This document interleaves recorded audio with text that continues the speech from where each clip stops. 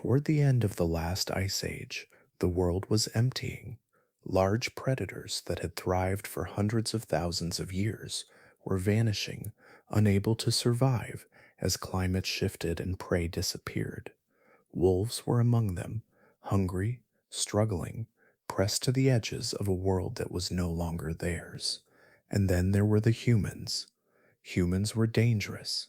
They competed for the same prey, occupied the same valleys, and most animals learned quickly to keep their distance. The fossil record is clear. Avoiding humans was usually the safest response. Most wolves did exactly that. They stayed wild, stayed wary, stayed away. Most wolves disappeared. But not all of them. Genetics tells us that somewhere, sometime, a small number of wolves made a different choice. Instead of retreating, they lingered, near the camps, near the fires, near the scraps and the smoke, and the strange upright creatures who should have been enemies. But why did one predator follow humans when every instinct warned against it? What kind of world makes proximity to danger feel like survival? How did a moment of risk become the foundation for a relationship that reshaped both species? And what would the world look like if that fragile choice had failed? Tonight, we'll follow that thread. But before we begin, if you're already enjoying this calm space, it would mean so much if you gave this video a like, maybe even subscribed if you'd like more sleepy science stories like this. And if you feel comfortable sharing, let me know in the comments. Where are you tuning in from tonight? And what time is it there? It's always a joy to see how far across the world these gentle science stories travel.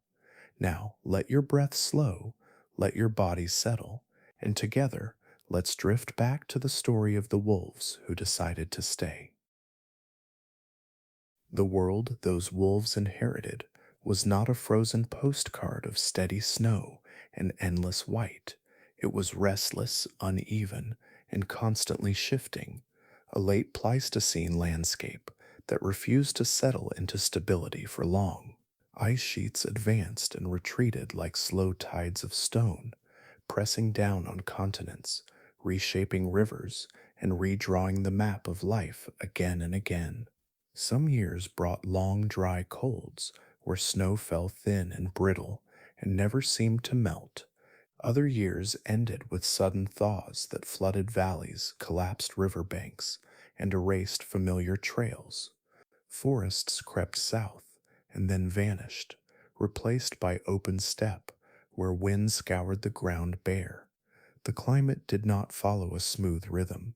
It lurched, paused, and changed direction without warning. For animals living inside it, memory became unreliable. Places that once held shelter offered none. Routes that once led to prey opened onto emptiness. The land itself stopped behaving like something that could be learned and mastered, and instead became something that had to be endured one season at a time. Food, in this world, arrived not as a steady presence, but as a series of sharp pulses. Herds of large grazers swelled during brief periods of abundance, only to collapse when grass failed or ice crusted over the ground. A successful hunt in 1 month meant little for the next because surplus could not easily be carried forward. Carcasses froze hard, bones locked in ice, marrow unreachable. Smaller prey fluctuated just as violently, responding to weather shifts that came too quickly for balance to return. Even plants behaved unpredictably, with seed years followed by long stretches of scarcity. Hunger did not creep in slowly, it arrived suddenly, spreading through landscapes in waves, thinning bodies and stripping fat reserves before anyone could adapt. For predators, every meal became isolated, detached from the promise of the next. Skill and experience still mattered, but they could no longer guarantee survival. Timing and chance began to outweigh precision, and a missed opportunity carried heavier consequences than it once had. As cold seasons stretched longer, behavior itself began to change. Winter was no longer a pause between summers. It became the dominant force shaping life. Animals adjusted not just how they hunted, but when and where they moved, how far they were willing to travel, and how much energy they could afford to spend. Long pursuits became risky. Wounds that once healed became fatal under constant stress. Young animals matured more slowly, and older ones faded sooner. Social bonds tightened in some species and fractured in others, depending on whether cooperation reduced costs or multiplied them. For wolves, whose lives had always depended on coordination and shared effort, winter demanded restraint as much as strength. Chasing the wrong prey across deep snow could doom the entire group. Rest became a strategy. Watching became a skill. Choosing not to act, not to spend energy, not to challenge uncertainty, became as important as aggression once had been. Within this narrowing world, the margins between survival and disappearance grew thin. Large predators were especially vulnerable, not because they were weak, but because they were expensive creatures to sustain. Their bodies required constant fuel, their hunts demanded coordination, and their failures carried cascading consequences. When prey numbers dipped even briefly, these animals had little buffer. Smaller carnivores could shift diets, scatter, or reproduce quickly when conditions improved. Apex predators moved more slowly through change. Each climate shock cut deeper than the last, and recovery took longer. Over time, these pressures did not announce themselves as catastrophe. They worked quietly, reducing litter sizes, increasing juvenile deaths, and turning once reliable territories into unstable bets. Populations shrank in ways that left few dramatic traces, thinning until entire lineages simply stopped appearing in the land. In this setting, the idea of choice changed meaning. Behavior was no longer guided solely by instinct, sharpened through generations of success. It became filtered through desperation, through landscapes that no longer rewarded tradition. Survival strategies that had worked for tens of thousands of years became liabilities when conditions turned volatile. Avoidance, patience, aggression, endurance all had limits now. For predators living at the edge of these limits, the world no longer asked what was ideal. It asked only what might work this winter, in this place, under conditions that would never repeat themselves in quite the same way. And in that narrowing space, where certainty had eroded and risk filled the gaps, evolution found room to drift, not forward with intention, but sideways into possibilities that had once been unthinkable. Long before humans pressed their shape into the land, wolves already belonged to a world that understood them. They were not newcomers searching for a place, nor experiments waiting to be tested. They were the product of deep time, refined by landscapes that rewarded patience, memory, and cooperation. Their bodies were tuned for distance and endurance, for moving across open ground and forest edge with equal ease. Narrow chests, long legs, and efficient gaits allowed them to travel far without waste, following seasonal paths carved not into maps, but into instinct.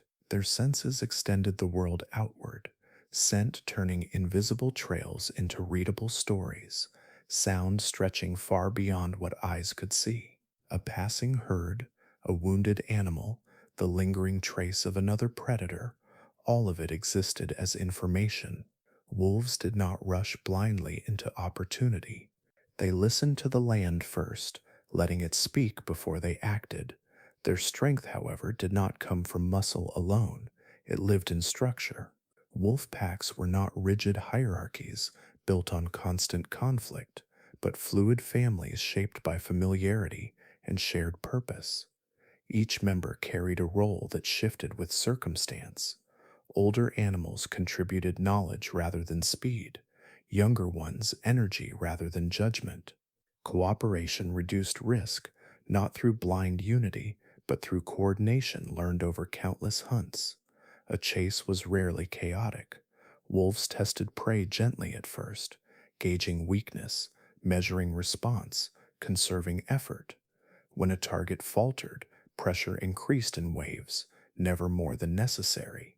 Injury was always the true enemy. A broken leg or torn muscle could end a life just as surely as starvation. Because of this, wolves learned restraint early. Knowing when to stop mattered as much as knowing when to strike.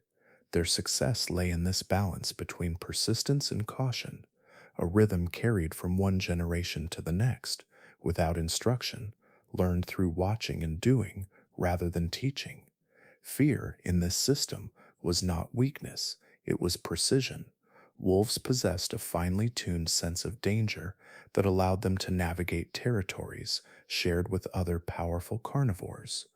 They avoided direct confrontation whenever possible, yielding ground to larger threats, circling around competition instead of colliding with it. Retreat was not failure, it was survival extended over time. Their responses were quick and deliberate, shaped by experience rather than panic. When confronted with something unfamiliar, wolves paused. They observed. They gathered distance before deciding whether to advance or withdraw. This tendency toward caution kept populations stable and flexible, allowing them to occupy a wide range of habitats without exhausting their limits. Over thousands of years, this approach worked. Wolves spread across continents, adapting to forests, tundra, plains, and mountains, adjusting hunting styles without losing the core behaviors that made them effective. Because of this, wolves did not need humans. Their place in the food web was secure long before human fires lit the night. They regulated prey populations, followed migrations, and thrived in the shifting mosaics of Ice Age ecosystems. Their reproductive strategies favored resilience rather than rapid expansion, ensuring that packs grew only when conditions allowed. This prevented collapse during lean years and preserved social knowledge within groups. Unlike predators that relied on brute force or ambush alone, wolves combined endurance, intelligence, and cooperation into a single strategy that could be adjusted rather than replaced. They were generalists without being unfocused, specialists without being trapped by narrow needs. Few predators held this balance so well, and fewer still maintained it across such wide ranges of climate and terrain. In this pre-human world, wolves lived by rules that had proven themselves again and again. Distance kept danger manageable. Familiar patterns allowed memory to guide movement. Fear prevented unnecessary risk. Cooperation turned individuals into something greater than their bodies alone. These traits were not leading wolves toward change, they were holding them steady. Success, after all, does not encourage experimentation, it encourages repetition, and for a very long time, repetition was enough. The land rewarded wolves for being exactly what they were, season after season, generation after generation, in a quiet agreement that required no adjustment. It was a system that worked until the world itself began to change in ways that made even the most reliable strategies feel suddenly fragile. By the time humans began to spread more widely across these landscapes, the danger they represented did not announce itself in the way other predators did. They did not arrive with unfamiliar claws or louder roars. Instead, their presence altered the texture of the land itself. Where humans moved, patterns broke. Fires appeared where lightning had never struck. Animals shifted routes not because of pursuit, but because valleys no longer felt the same after dark. Humans did not simply hunt within ecosystems, they reshaped them. Their camps interrupted migratory paths. Their repeated use of the same locations compressed activity into narrow zones. Over time, the land around human groups grew quieter, stripped of smaller animals, cleared of brush, changed in ways that lingered long after the people themselves moved on. For predators accustomed to reading subtle signs, this disruption mattered more than raw competition. Humans did not replace prey, they replaced predictability. Fire was the most visible boundary of this change, though its influence extended far beyond warmth or light. At night, Flames altered the rules that had governed danger for thousands of generations. Shadows withdrew. Darkness lost its cover. The scents carried by wind no longer belonged solely to animals, but to smoke, ash, and cooked flesh. For many predators, this created a hard edge that could not be crossed safely. Fire repelled some and drew others close enough to die. It blinded night hunters, exposed ambush, and turned familiar strategies into liabilities. Around these burning centers, humans slept, gathered, and prepared tools, creating zones of activity that never fully rested. Even when no one was awake, the glow remained, reshaping movement and behavior in a wide circle around the camp. Weapons deepened this shift. Humans did not rely on speed or strength in isolation. They extended their reach with sharpened stone, hardened wood, and later bone, allowing them to wound from a distance and finish from safety. A single human was not impressive in isolation, but humans rarely acted alone.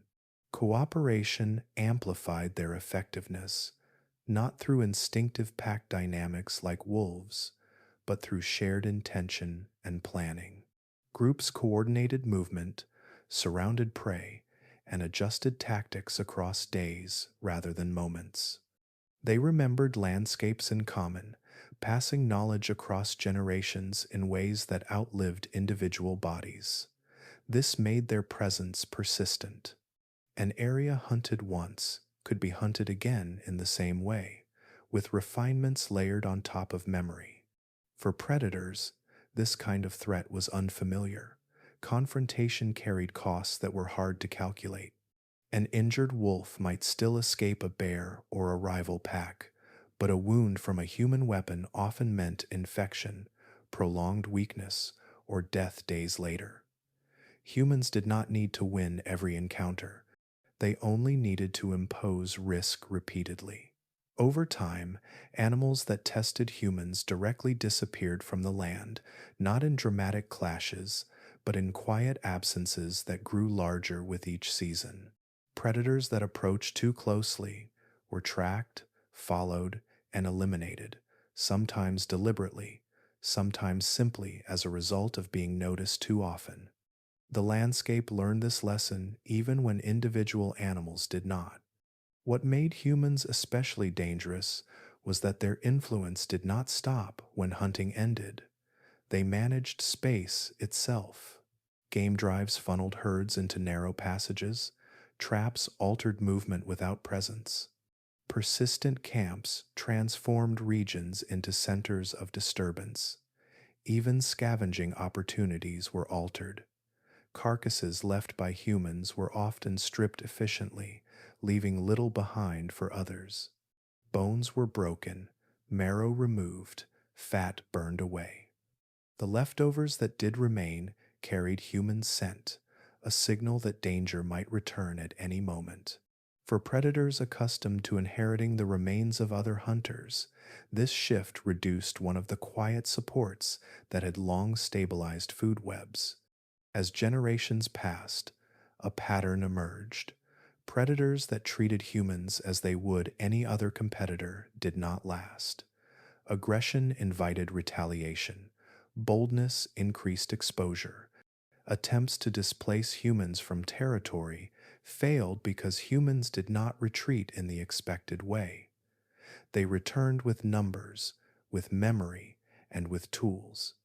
This pressure did not require humans to understand ecology or dominance. It operated automatically, filtering behaviors through survival itself. Animals that challenged humans directly left fewer descendants.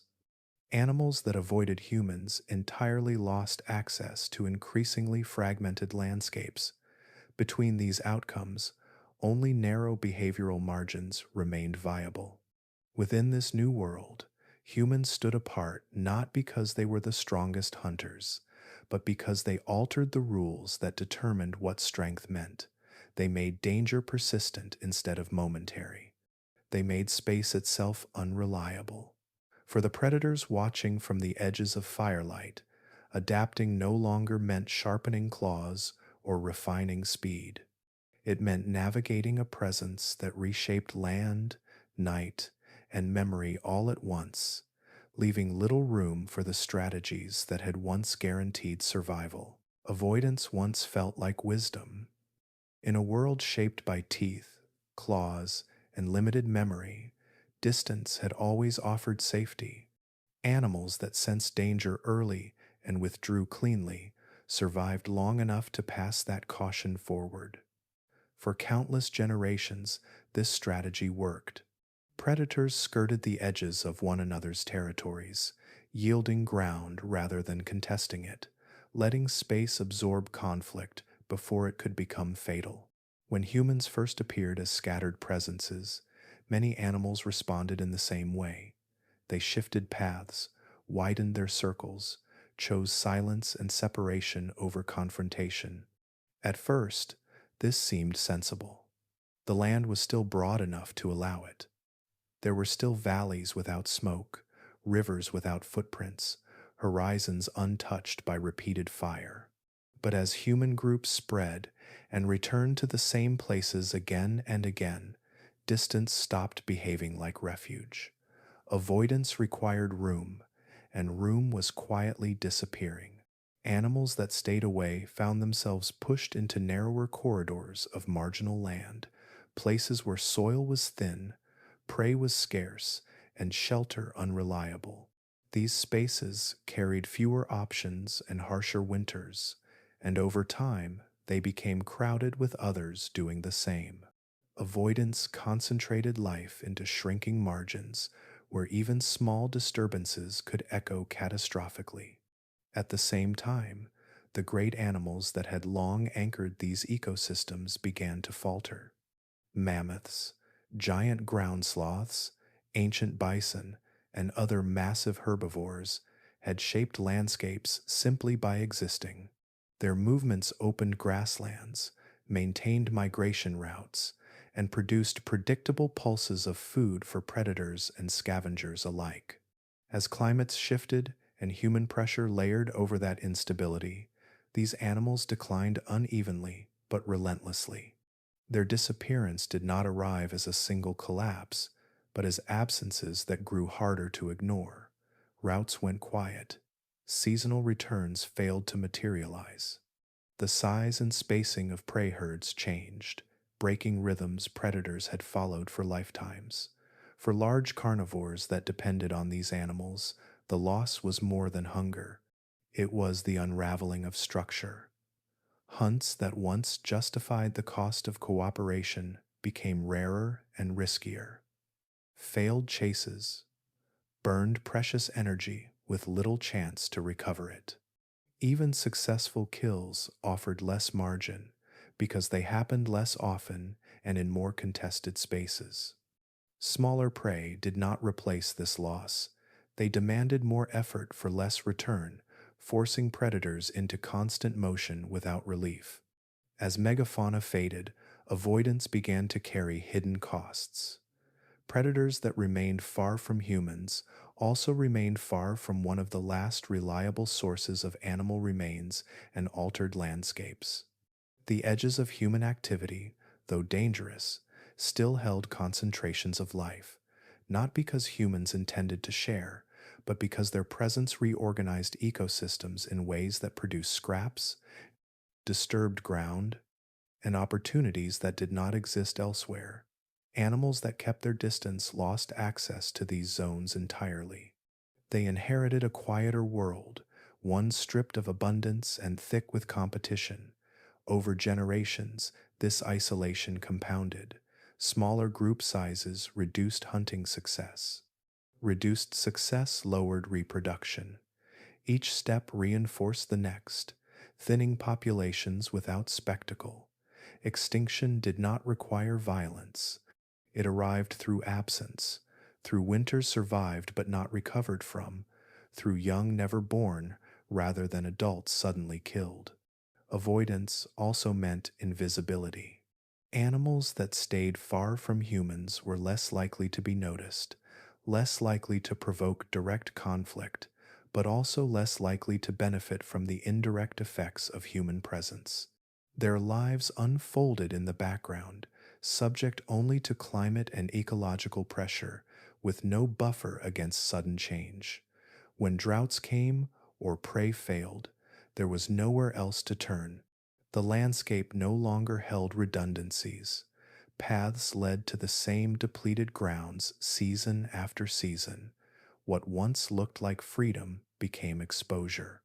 By staying distant, these animals surrendered the chance, however slim, to adapt alongside the most disruptive force the Ice Age had produced. In this altered world, safety was no longer defined by distance alone. The old equation had broken. Avoiding humans did not preserve stability because stability itself was gone. Predators that clung to separation found themselves living in a landscape that punished isolation as harshly as it once punished recklessness. Survival required proximity to something new, even if that proximity carried danger.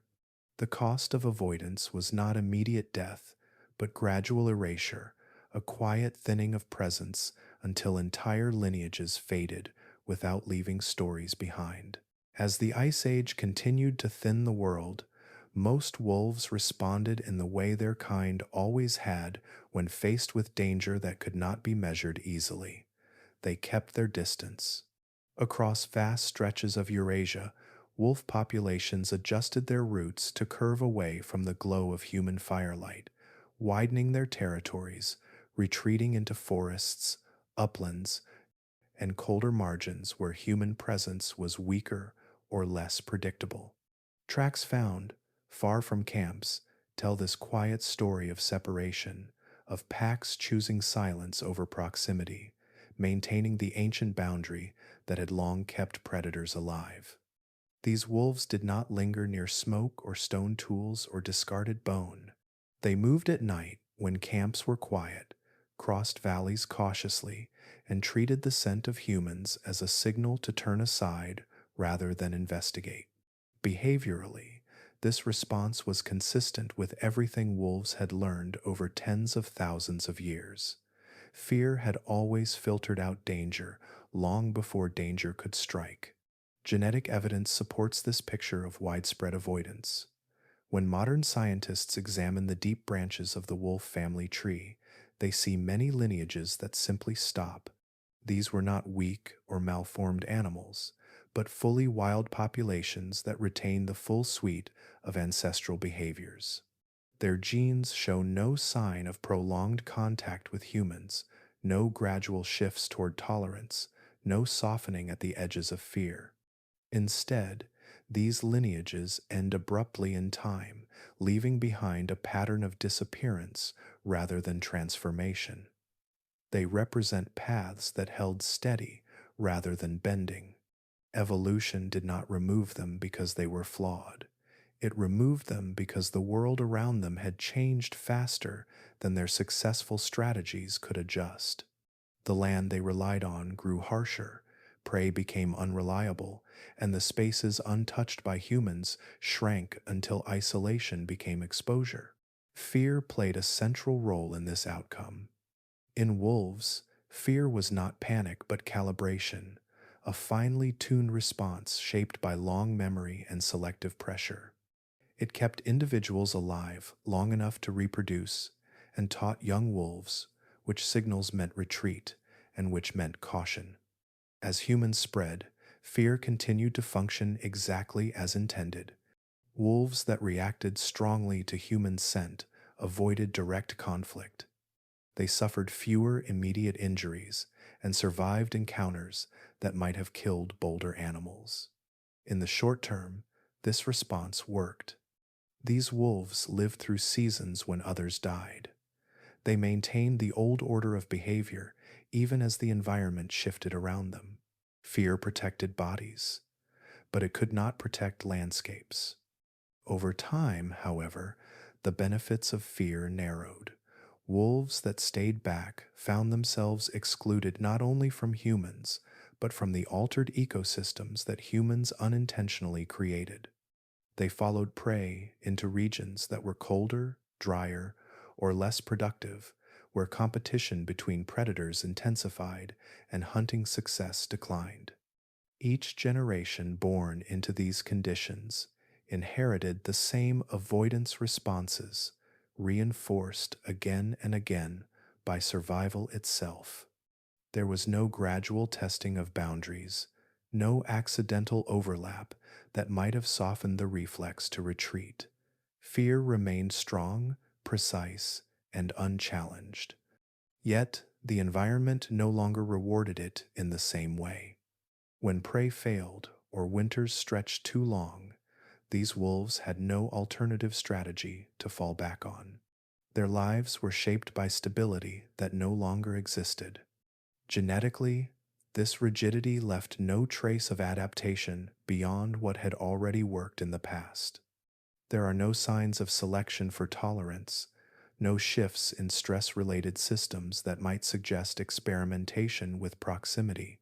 Instead, these wolf populations show continuity right up until they vanish from the record.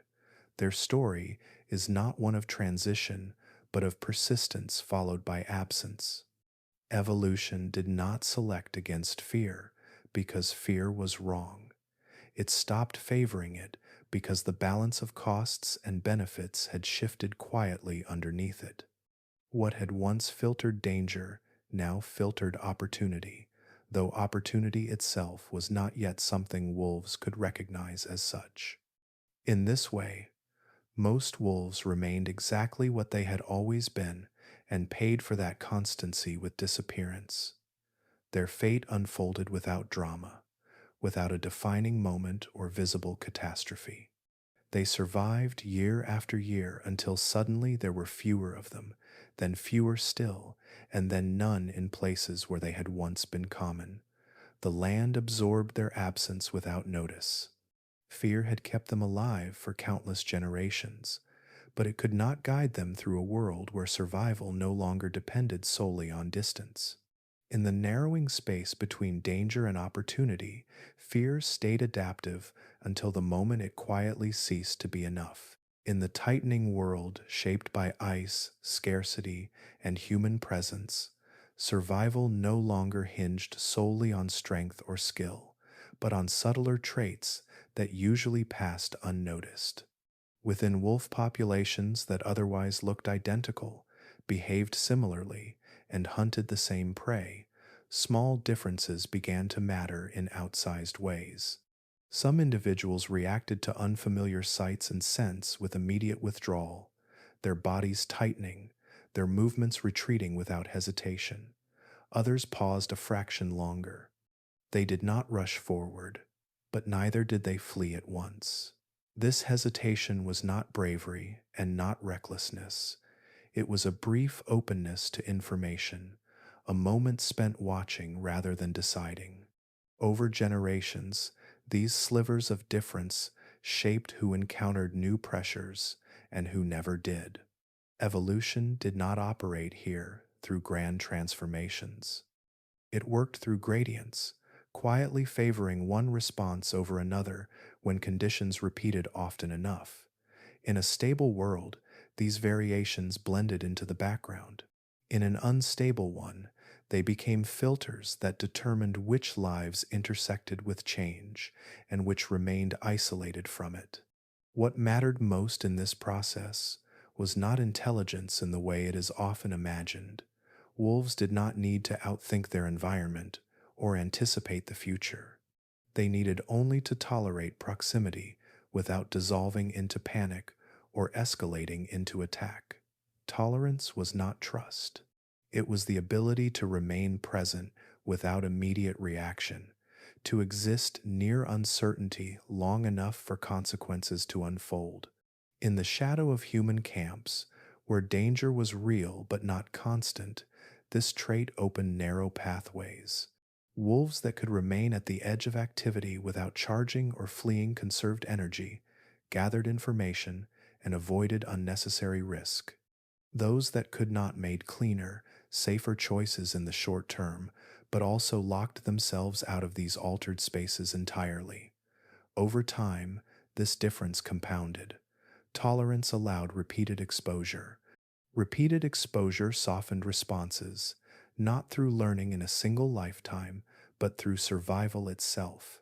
Individuals that stayed near lived slightly longer, reproduced slightly more often, and left behind descendants who inherited the same measured reactions. No wolf set out to change. Change happened because certain responses aligned with an environment that rewarded restraint rather than dominance. Curiosity played a delicate role in this narrowing window, walking a line between opportunity and danger.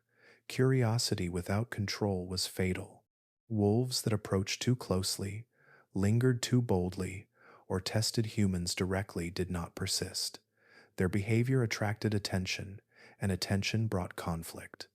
Aggression, once a useful tool for asserting dominance or defending territory, became a liability near humans. It escalated encounters that humans were well equipped to finish decisively. Wolves that relied on intimidation or confrontation crossed invisible boundaries with permanent consequences. In contrast, curiosity tempered by caution allowed observation without engagement.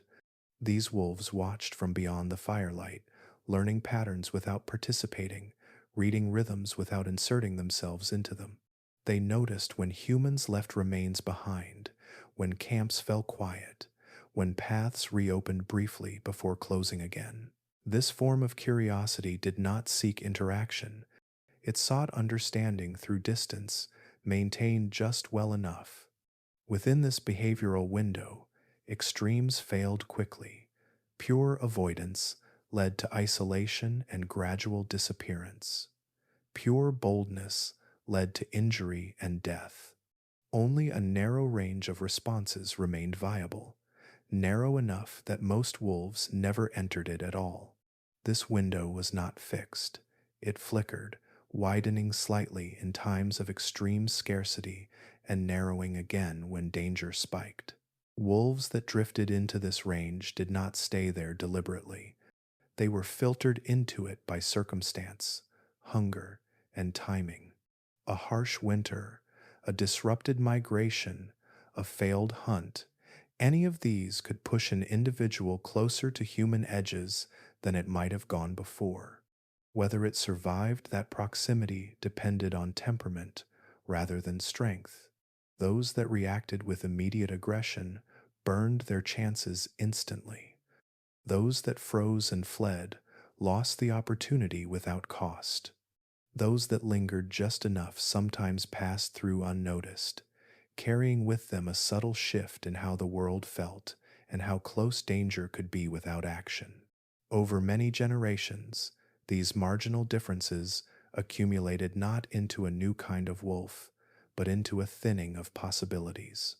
The population narrowed around traits that allowed coexistence without contact, presence without challenge. This was not selection for intelligence, affection, or cooperation. It was selection for calm under uncertainty. In an environment that punished extremes, moderation became rare and valuable. The wolves that remained within this narrow behavioral window did not realize they were changing the course of their lineage. They were simply surviving winters that others did not, moving through a world where the margin for error had become small enough that even a pause, even a moment of watching, could decide who endured and who quietly faded from the land. As prey grew scarce and hunting became an increasingly fragile gamble, another path quietly gained importance, one that required no chase, no coordinated pursuit, and no decisive confrontation. Scavenging had always existed at the margins of wolf behavior, a fallback when wounds healed slowly or storms buried tracks too deeply to follow. In earlier worlds, it was unreliable, dependent on chance deaths or the leftovers of larger predators who defended their kills fiercely. But the late Ice Age was no longer an earlier world. Hunting success rose and fell violently, shaped by prey crashes and unstable seasons. while human activity introduced a new and strangely consistent source of remains. Human camps did not intend to feed wolves, yet they reshaped food availability all the same. Large animals butchered with stone tools left behind pieces that were unusable or unnecessary to humans but valuable to others. Bones still held grease, skin still clung to scraps of flesh, discarded organs froze, thawed, and refroze, lingering in the cold longer than a fresh kill ever could. Unlike a hunt, these remains did not run, did not fight back, and did not require the full expenditure of energy that a pack hunt demanded. They waited quietly for whoever dared to approach after the fire dimmed. Over time, this created subtle gradients across the landscape.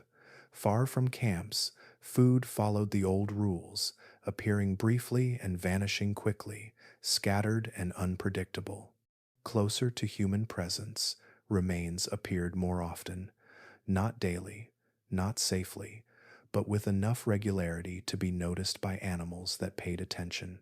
The edge of human activity became a zone where scarcity softened slightly, where calories existed without pursuit, balanced against risk rather than effort. This did not eliminate hunger, but it changed its rhythm. Wolves lingering near these areas did not need to succeed every night to survive. They could miss opportunities and recover later, something that pure hunting rarely allowed in harsh winters. Energy saved by avoiding a chase could be spent on endurance instead, on surviving cold rather than burning calories to obtain food that might escape anyway. In a landscape where every expenditure mattered, this shift was profound. Crucially, scavenging near humans did not require any form of partnership. Wolves did not need to coordinate with humans, understand their behavior, or receive anything deliberately offered.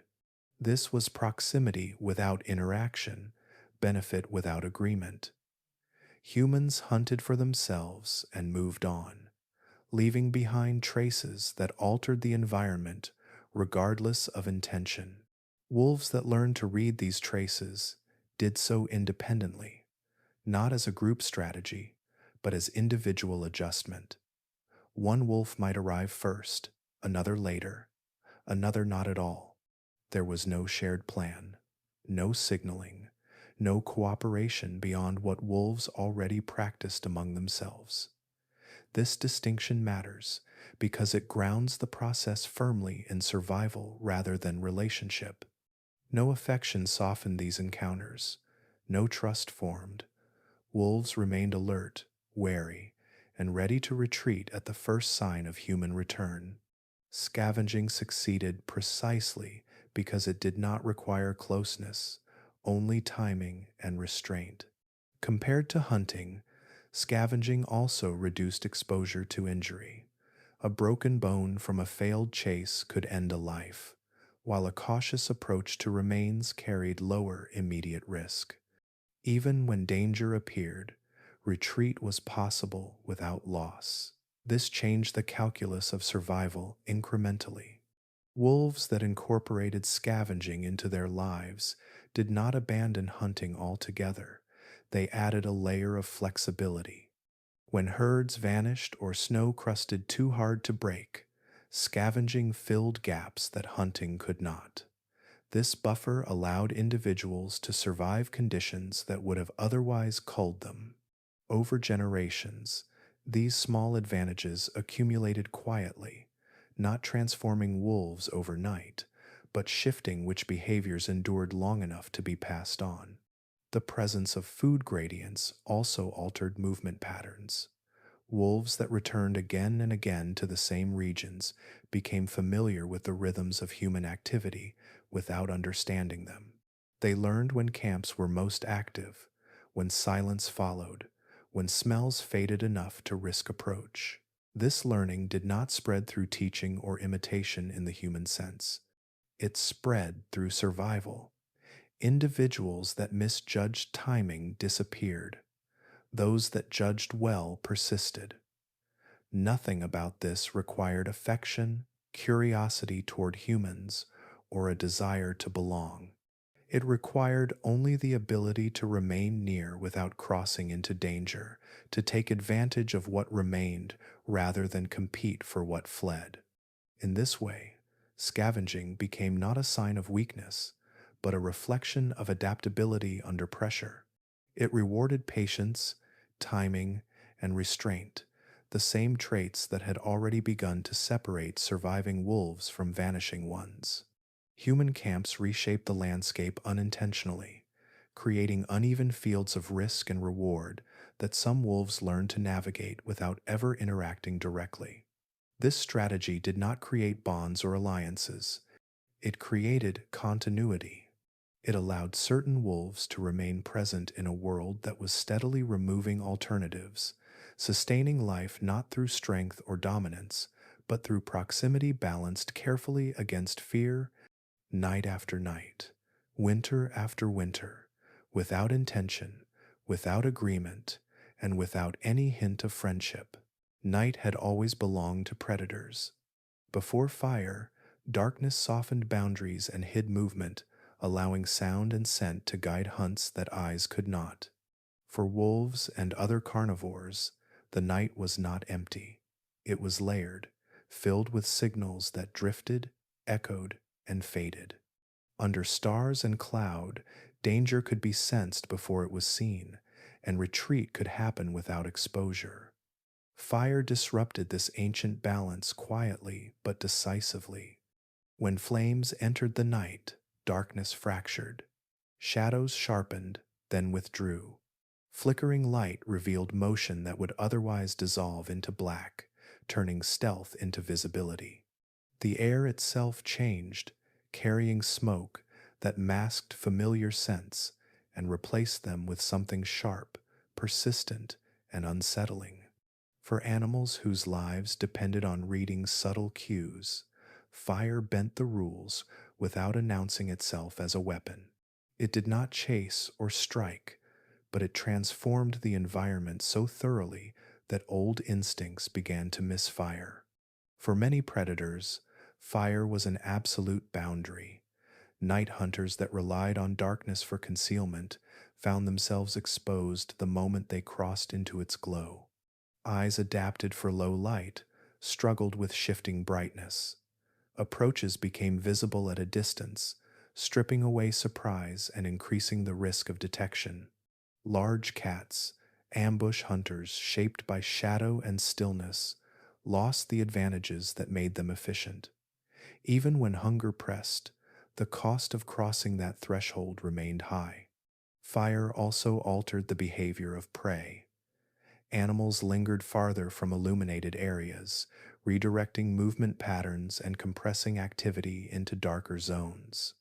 For predators already facing shrinking territories and thinning herds, these changes narrowed opportunities further. The fire line became a line not only of light, but of lost access. Yet fire did not repel everything. For some animals, including a narrow band of wolves, it offered information as much as danger. The glow revealed patterns that would otherwise remain hidden, the rhythms of human activity, the times when camps grew quiet, when movement slowed, when light dimmed to embers. Smoke carried signals across great distances, announcing not only human presence, but its timing.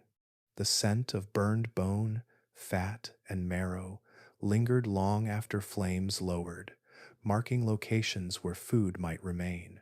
For animals capable of restraint, fire became a marker rather than a wall, something to be observed rather than challenged. It drew attention without demanding approach, pulling curiosity forward while fear held it back. Within these illuminated islands, fire created pockets of altered survival. Smaller predators often avoided these zones entirely, leaving edges less contested by rivals. Large predators that once dominated night spaces withdrew, unwilling or unable to hunt near constant light. This left a narrow band of opportunity for animals that could tolerate proximity without engagement. Wolves that approached only after silence settled found a space with fewer competitors and predictable boundaries. The danger here was not removed, but it became legible. Fire signaled where humans had been and often where they were not. It flattened the randomness of night, replacing it with zones that followed repeatable patterns. For animals living under constant uncertainty, predictability itself became a resource. These zones of relative safety did not protect wolves from humans directly, but they reduced the number of variables pressing in at once. Near firelight, rival predators were fewer, ambush less likely, and remains more easily located. The ground around camps, trampled and cleared, offered clearer sightlines. Sounds carried differently, allowing wolves to detect movement before being detected themselves. This did not make camps safe places, but it made them places where danger could be anticipated rather than guessed. In contrast, the darker wilderness beyond remained full of surprises, where unseen rivals and unstable prey created constant tension. Fire, paradoxically, introduced a kind of order into the night, not through control, but through consistency. This invisible barrier shaped behavior without force. Animals did not cross it evenly. Some retreated farther with every encounter, reinforced in their avoidance by exposure. Others hovered at the edge, learning its contours. Over time, fire carved the landscape into regions of approach and retreat, organizing movement around its presence. It did not require aggression or intention. It worked simply by existing, altering how night functioned and who could use it effectively. For wolves capable of restraint, fire marked a place where survival could unfold with fewer unknowns, a narrow refuge in a world losing such spaces. In this way, fire did more than light the darkness. It rewrote the rules of night, creating boundaries that shaped who vanished and who lingered. It repelled predators that depended on shadow, attracted those attuned to pattern, and carved out zones where risk could be weighed rather than endured blindly. Without touching a single animal, fire quietly rearranged the balance of survival. Night after night, embers glowing as steady signals in a landscape growing ever less forgiving. In the quiet spaces where danger and opportunity overlapped, some wolves adopted a posture that looked passive from a distance, but proved deeply effective over time. Modern studies of wolf behavior, drawn from long observation rather than experiment, reveal that wolves do not approach uncertainty with uniform responses. When faced with unfamiliar elements, whether new prey patterns, altered landscapes, or human activity, many wolves choose not to engage immediately. Instead, they watch. They position themselves downwind, remain still for extended periods, and gather information through scent and sound before making any move. This behavior is not indecision, it is assessment. Wolves that watch learn when movement repeats and when it does not, which sounds signal danger and which fade harmlessly into the background. In human-shaped environments, this tendency becomes especially important. Wolves that survive near human activity rarely do so through boldness. They linger at distances that allow retreat, advancing only when patterns stabilize. Modern field research shows that such wolves may observe camps, trails, or settlements for days without approaching, adjusting their timing incrementally until presence no longer coincides with immediate threat. This pattern reflects a deeper survival logic that predates humans but becomes amplified in their presence. Watching reduces energy expenditure, minimizes injury, and allows adaptation without forcing confrontation. Confrontation, by contrast, compresses outcomes. A charge either succeeds or fails, and failure carries steep consequences. For wolves living under pressure, Where each mistake compounds previous losses, such compression is costly. Observation stretches time instead. It opens space for outcomes that unfold gradually rather than all at once. By waiting, wolves avoid triggering defensive responses in humans and other predators alike. They remain invisible more often than visible, present without being acknowledged. Studies tracking wolf movement show that those living near human areas adjust activity patterns subtly, shifting travel to hours when humans are least active, using cover not to ambush, but to remain unseen. These wolves are not less capable hunters or less assertive by nature. They simply apply their abilities differently, redirecting intelligence toward timing rather than force. In evolutionary terms, this matters because it allows survival without direct conflict. Wolves that attack or challenge unfamiliar threats test their limits immediately. Wolves that watch postpone that test indefinitely, sometimes long enough for conditions to change in their favor. Waiting also reduces the cost of error. When a wolf observes from a distance, a misjudgment rarely proves fatal. A sudden movement, an unexpected sound, or a flare of light can be met with retreat rather than injury. This ability to disengage preserves future chances. Modern behavioral studies note that wolves frequently abandon opportunities rather than risk exposure, even when food is scarce. This choice appears inefficient in the short term, but over months and years, it increases survival odds. Individuals that live longer reproduce more often, not because they are stronger, but because they avoid irreversible mistakes. Waiting allows learning to accumulate without demanding immediate reward. It turns time itself into a buffer against risk. This pattern becomes especially powerful in environments shaped by humans, where danger is not constant but unpredictable. Fire flares and fades, camps appear and vanish, paths shift. In such landscapes, confrontation misreads variability as immediacy. Observation reads it correctly.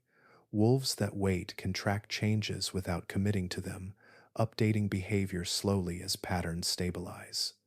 Over generations, this tendency does not require teaching or imitation.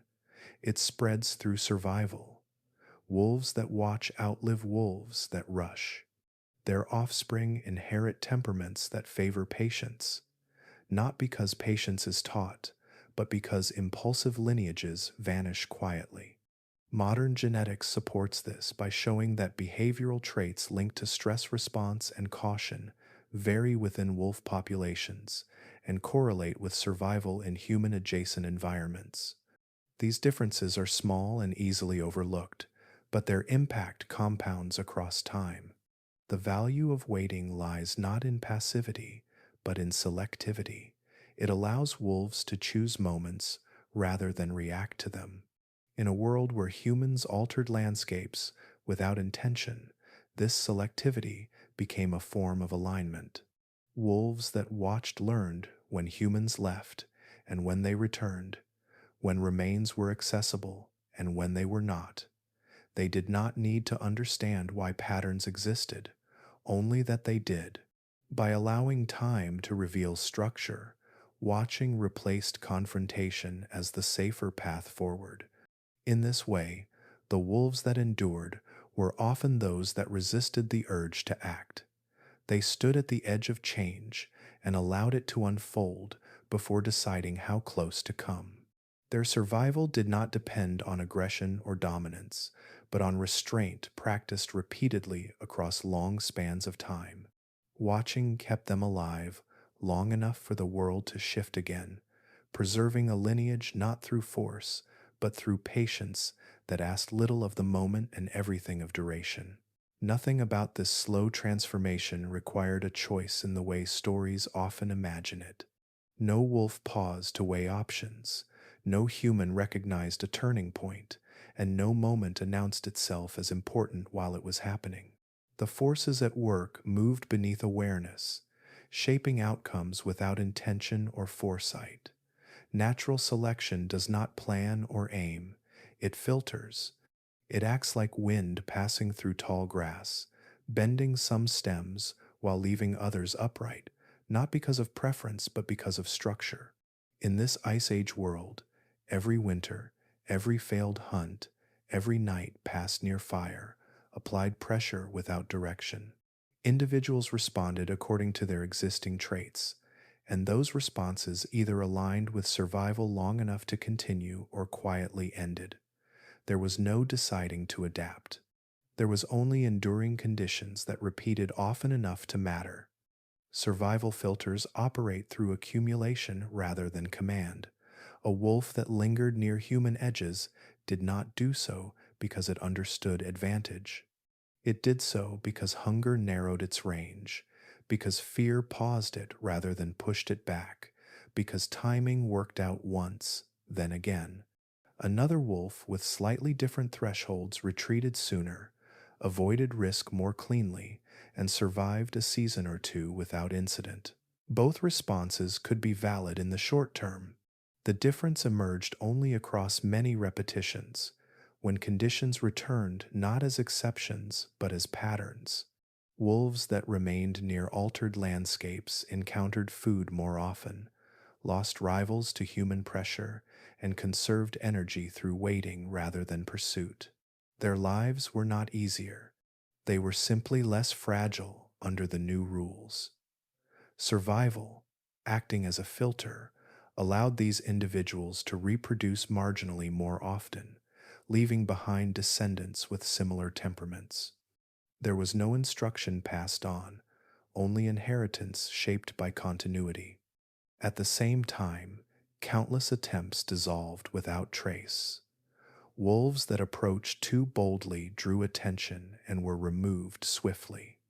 Those that lingered without caution misjudged timing and vanished. Others survived briefly but failed to reproduce, their presence leaving no lasting mark on the population. These failures did not register as events. They left no sign beyond absence. The land did not record them as lessons, it simply continued. Natural selection does not announce what failed or why. It preserves what persists and erases the rest without commentary. For every lineage that edged closer to human presence, many others tried and disappeared so completely that only genetics, much later, would hint they had ever existed. This is why the process unfolded unevenly across regions and time. Different landscapes imposed different pressures. In some places, proximity to humans offered too little benefit to outweigh danger. In others, the balance tipped just enough to allow persistence. Selection followed these contours faithfully, with no global direction. Wolves did not converge toward humans everywhere. Most never did. The narrow path that led toward eventual domestication was not a broad road, but a thin thread, easily broken, easily missed. It existed only where pressures aligned just right, and even then, it was fragile. A single harsh winter, a change in human movement, a shift in prey availability could have ended it entirely. What makes this process difficult to see is its quietness. There were no dramatic transitions, no visible dividing line between wild and not wild. Behavior shifted gradually, often invisibly, through small differences in stress response, tolerance, and timing.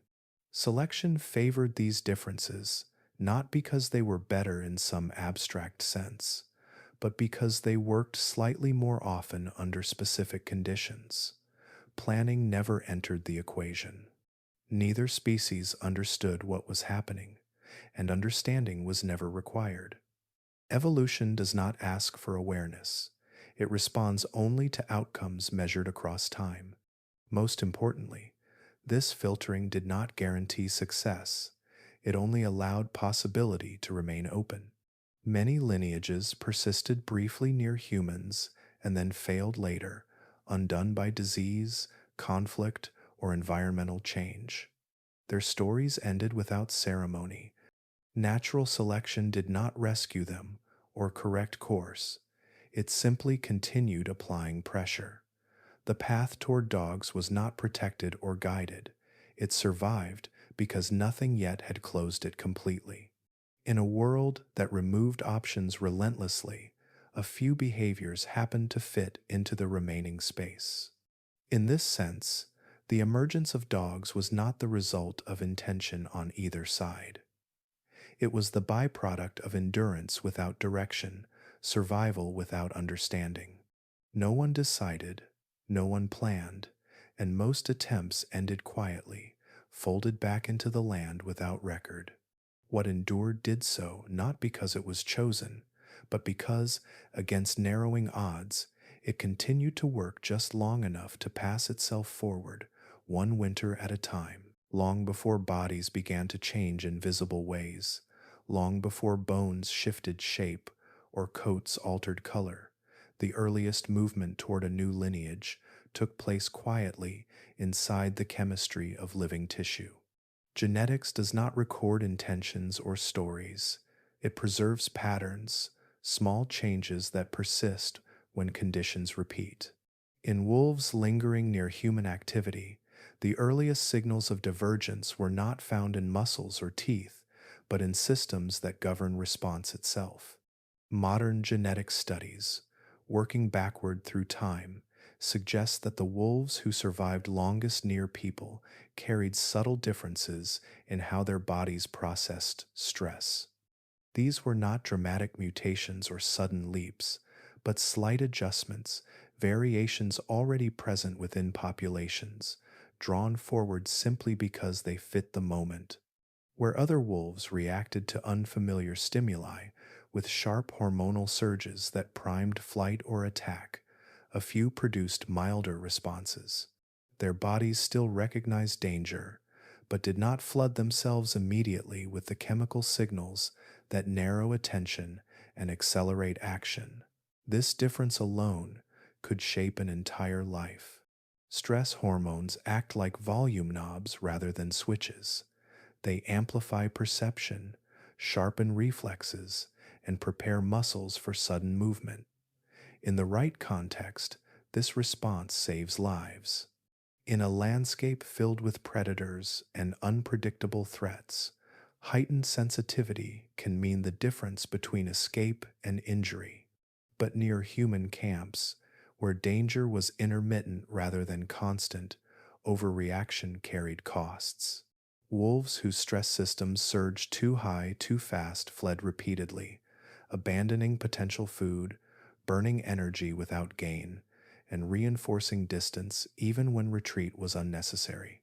Others escalated into aggression, crossing thresholds that humans responded to decisively. Wolves with slightly dampened stress responses experienced the same stimuli differently.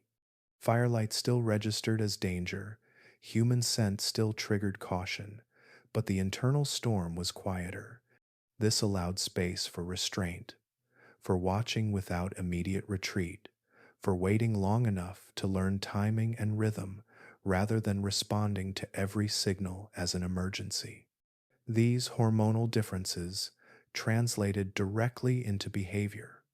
Reduced stress responses did not make wolves calm or fearless. They made them flexible.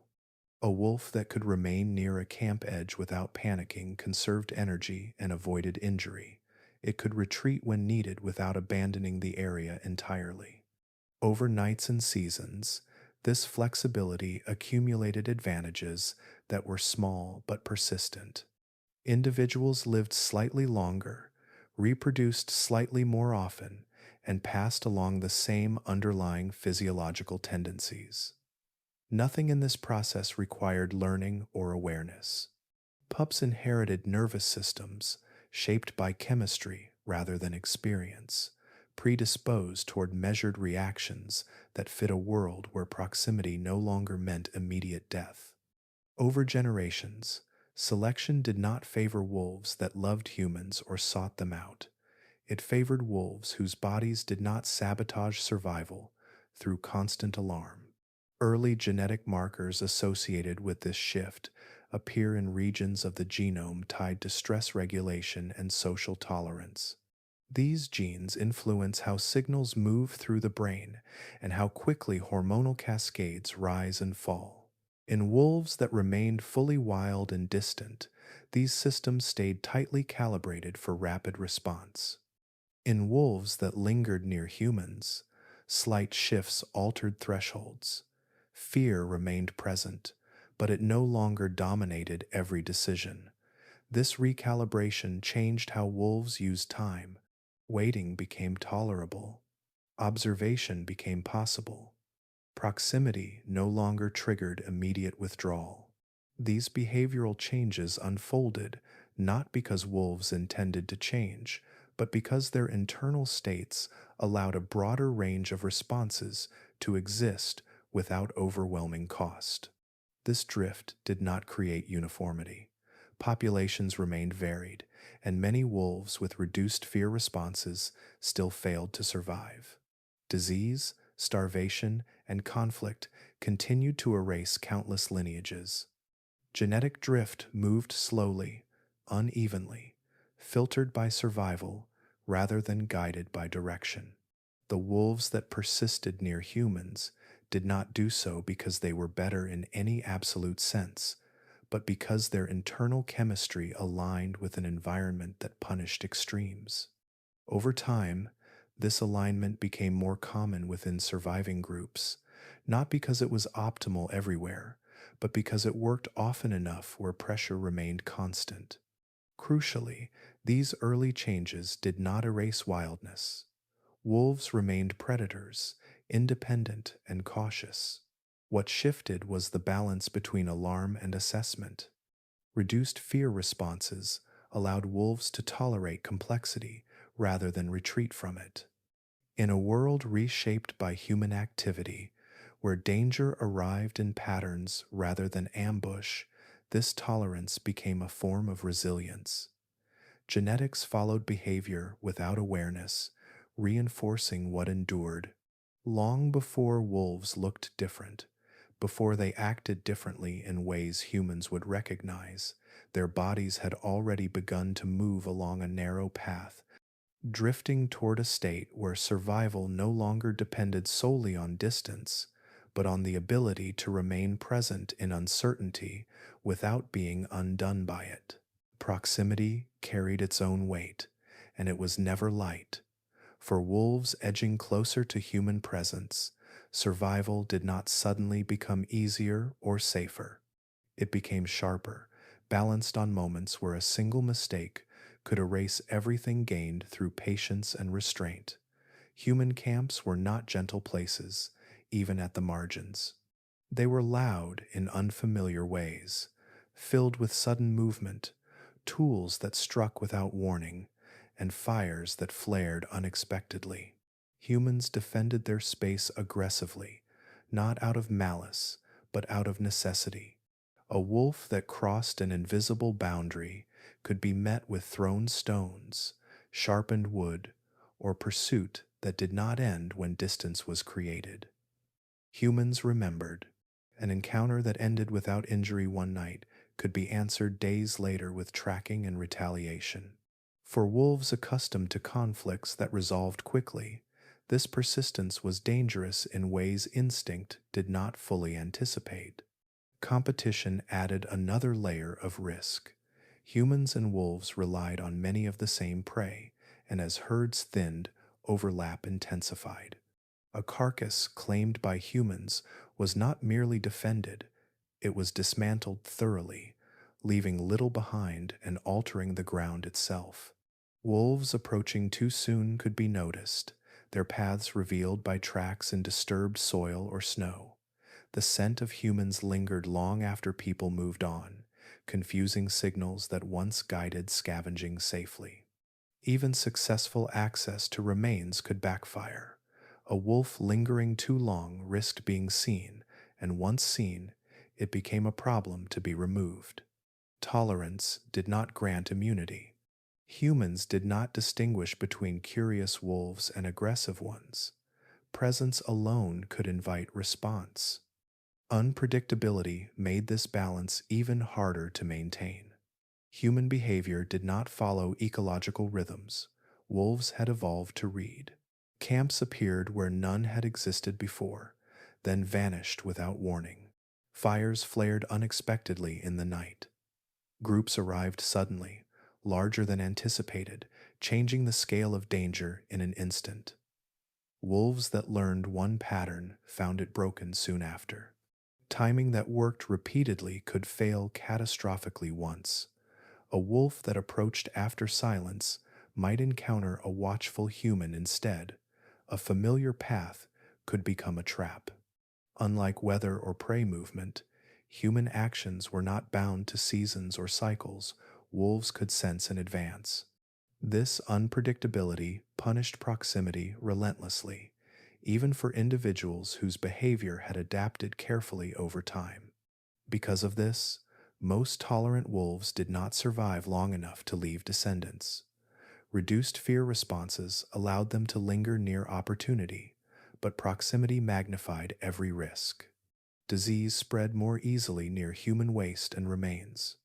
Competition with other scavengers intensified as animals converged on the same spaces.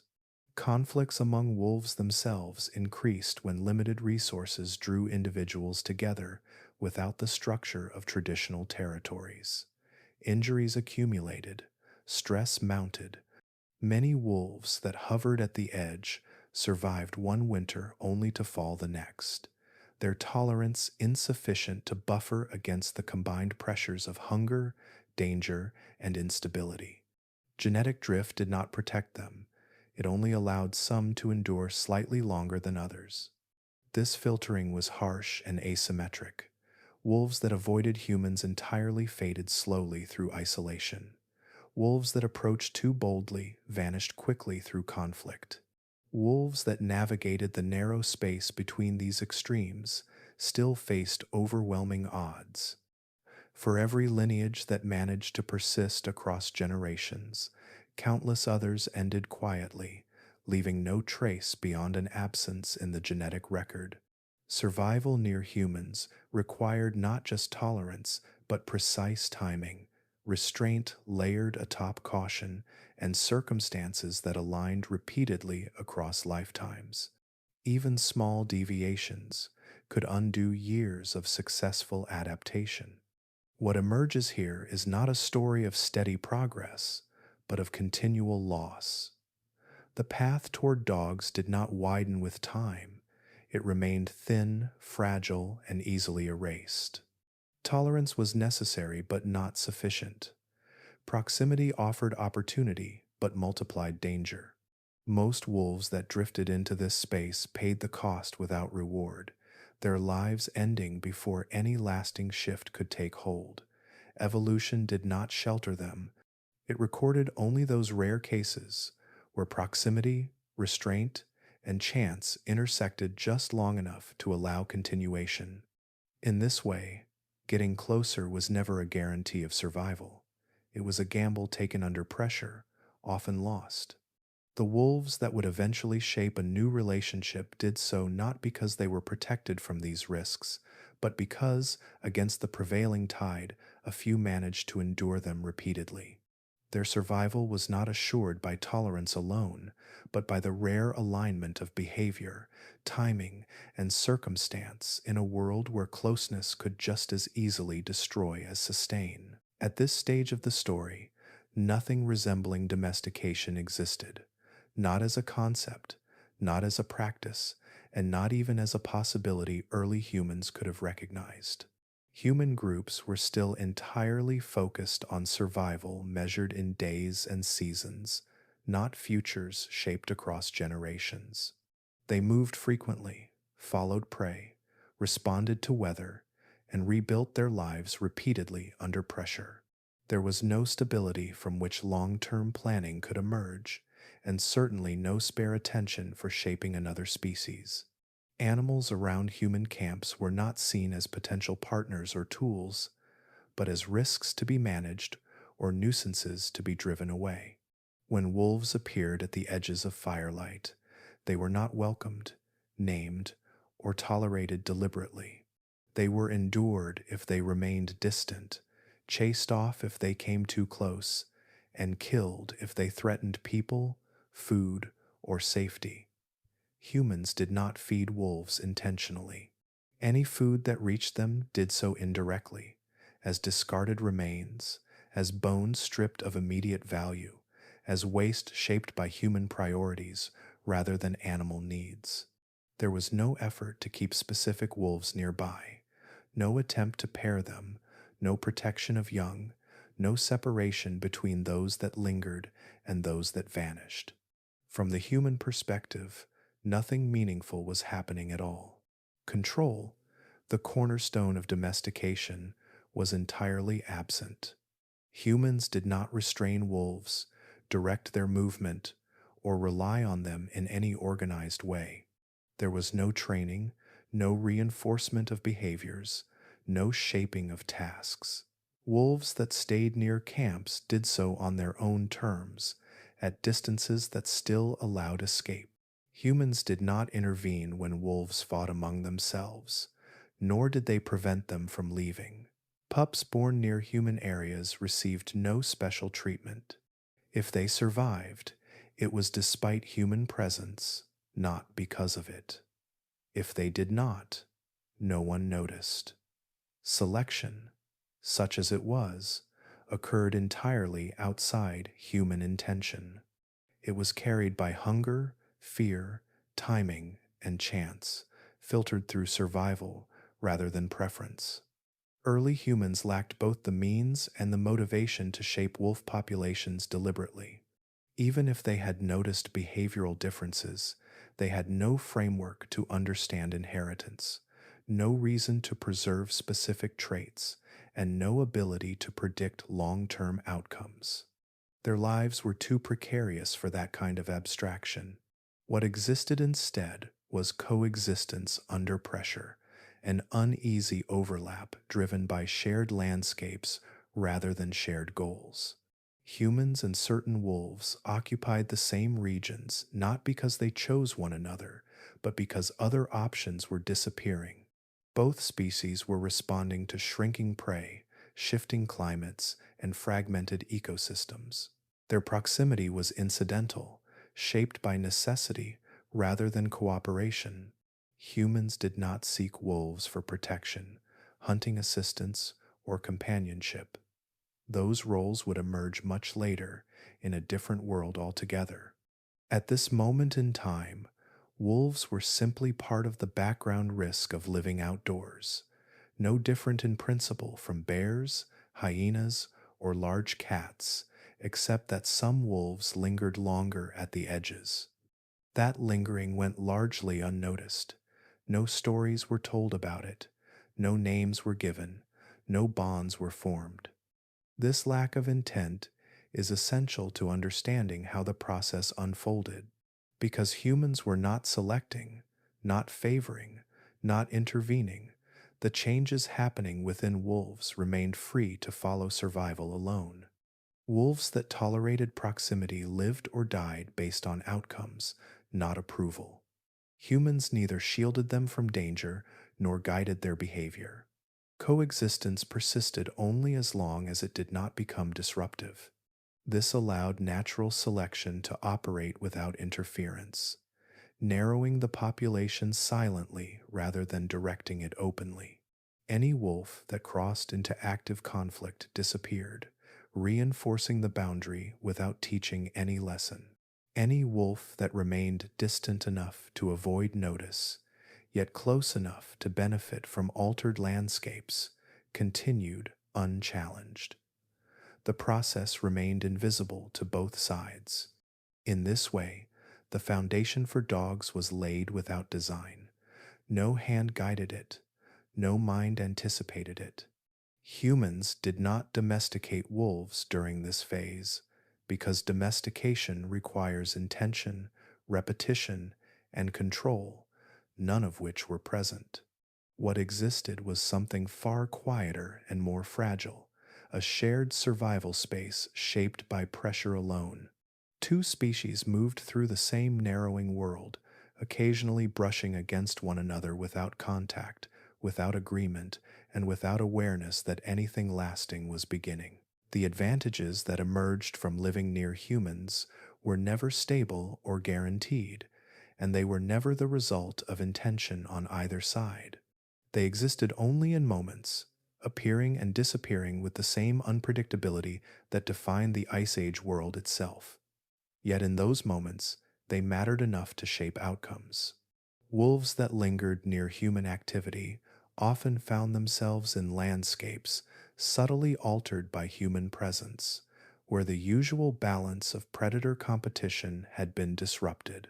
Large carnivores that once dominated night territories avoided firelight and repeated human disturbance, leaving edges less contested. Hyenas, big cats, and other powerful rivals withdrew or were actively pushed back by human groups protecting food and space.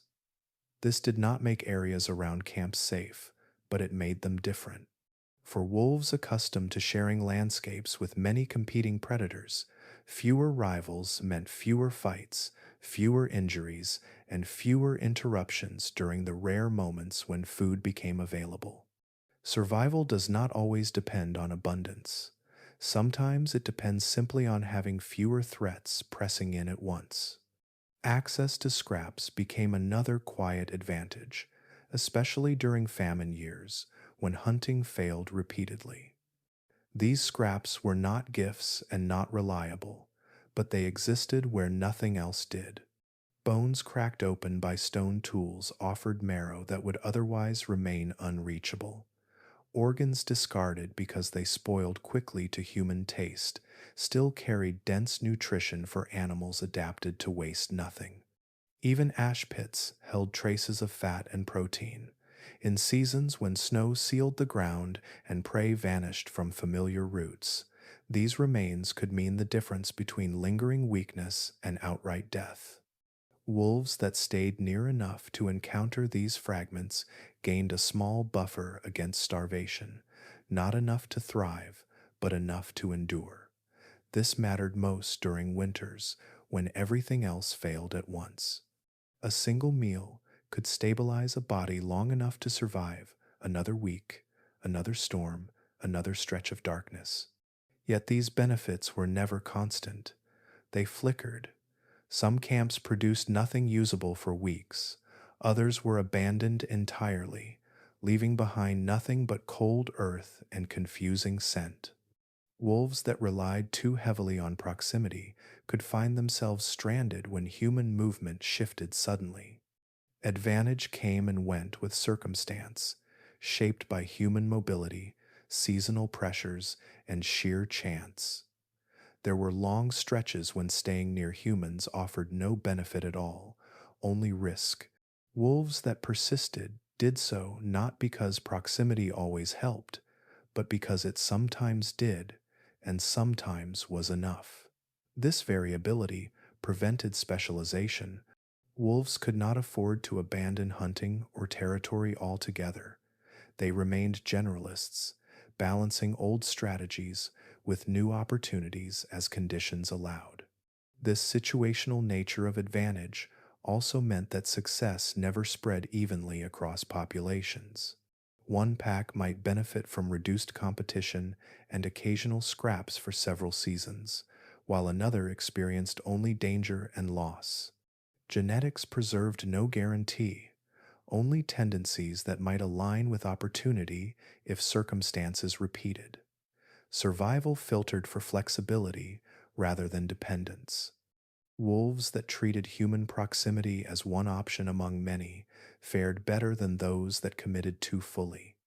Those that maintained the ability to retreat, hunt independently, and disperse when conditions shifted avoided being trapped by temporary advantage that later disappeared. Over time, these intermittent benefits added weight to a narrow survival path.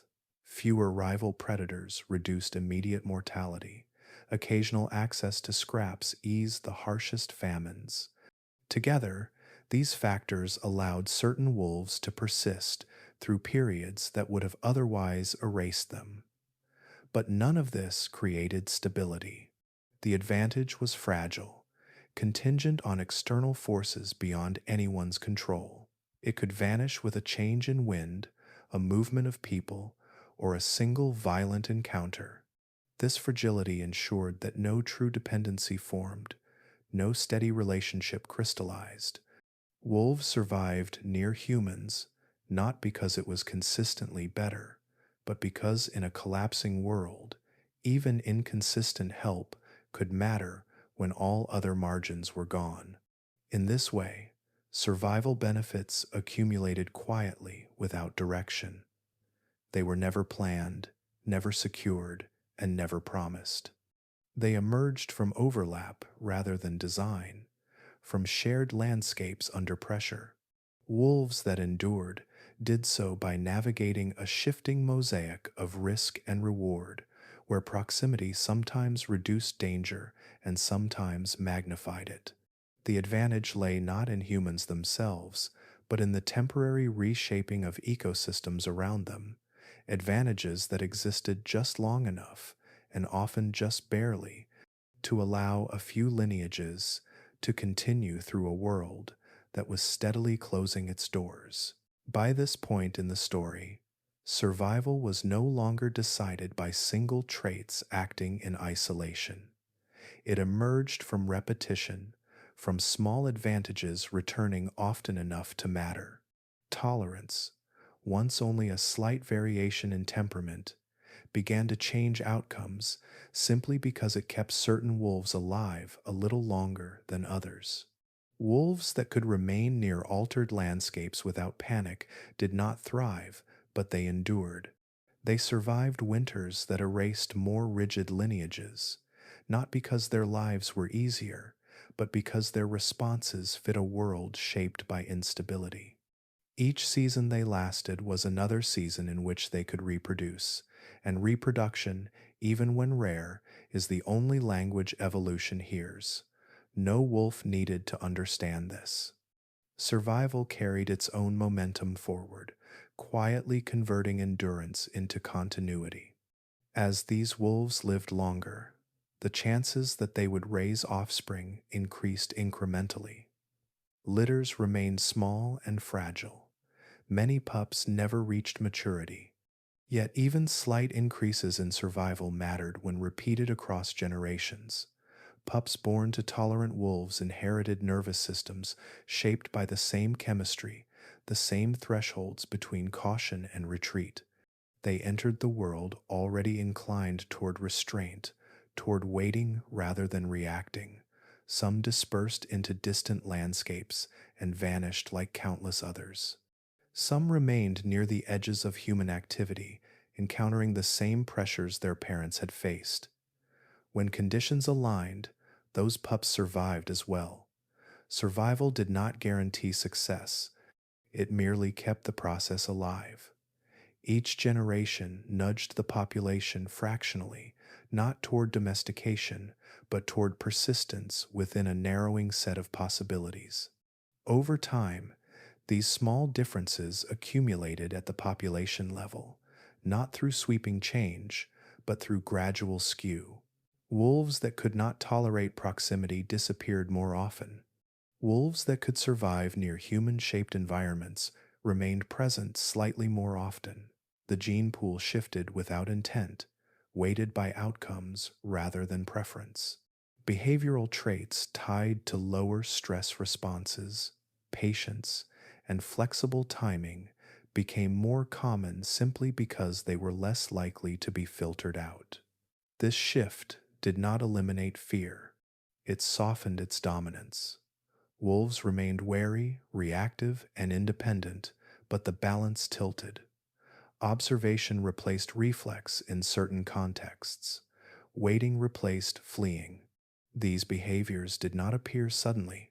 They layered quietly atop ancient instincts, altering them just enough to fit a world where danger arrived in patterns rather than ambush.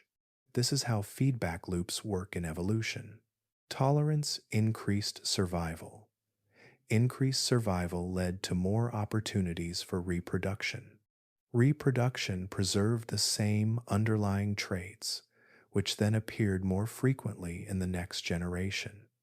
Each loop reinforced the last, not through acceleration, but through persistence. Importantly, this loop could collapse at any time. A harsh shift in human behavior, a disease, a climatic shock could have broken it completely. For long stretches, it nearly did. Many tolerant lineages ended abruptly, leaving gaps where the loop had briefly existed. But where the loop held, even weakly, it began to shape populations in subtle ways. Wolves near humans became more likely to resemble one another in temperament, not because of selection toward sameness, but because alternatives vanished more often. This slow population shift did not make wolves dependent. It made them resilient in a specific context. They retained the ability to hunt, disperse, and survive independently. The feedback loop did not replace old strategies. It layered a new one alongside them. Wolves still ranged widely, still avoided direct conflict, still lived and died largely outside human notice. But within certain regions, the proportion of wolves capable of tolerating proximity grew just enough to matter. These were not separate species or even recognizable subgroups. They were gradients within populations, slight changes in average response that only genetics, long afterward, would detect. What matters here is how unremarkable the process was while it unfolded. No boundary was crossed, no transformation was announced. The feedback loop turned quietly, season after season, carried by lives that did not stand out. Wolves survived, reproduced, and died much as they always had. The difference lay not in their appearance or behavior alone, but in who remained when others were gone. Evolution did not drive toward dogs. It maintained a narrow thread of possibility in a collapsing world. Tolerance fed survival, survival fed reproduction. Reproduction shifted populations just enough to keep that thread from snapping, allowing a future that no one involved could have imagined to remain barely, quietly open. As generations passed, and the Ice Age landscape continued to fracture into uneven zones of risk and opportunity, a quiet divergence emerged among wolves who encountered human presence. Some remained near camps, returning again and again to the same altered spaces, while others passed through only briefly or turned away altogether. This difference did not arise from a single decision or shared instinct. It unfolded through circumstance layered upon temperament, shaped by how individual wolves encountered the world around them. Wolves that stayed tended to occupy landscapes where human activity was frequent enough to matter, but predictable enough to be navigable. Camps revisited seasonally, valleys used repeatedly as travel corridors, and riverside sites that drew both prey and people created environments where patterns stabilized over time.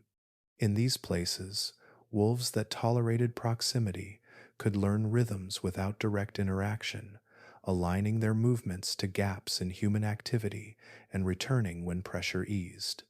Staying was not comfort. It was familiarity built from repetition, where the unknown slowly became legible. Other wolves, equally tolerant by nature, drifted away because the environment offered no such reinforcement. In regions where human movement was erratic, violent, or dense, proximity punished even careful behavior. Camps vanished without leaving resources behind. Fire appeared in new locations without warning. Human groups arrived in numbers too large to observe safely. For wolves in these landscapes, lingering offered no advantage, only heightened risk. Dispersal followed not as a rejection of tolerance, but as a survival response to conditions that provided no return on restraint. Wandering remained a viable strategy where space still allowed it, where prey existed beyond human reach and competitors could be avoided through distance. Wolves that left did not fail. They adapted to a different version of the same world. Environment played a decisive role in reinforcing these outcomes. Where conditions rewarded patience, patience persisted. Where they punished it, alternative behaviors survived instead.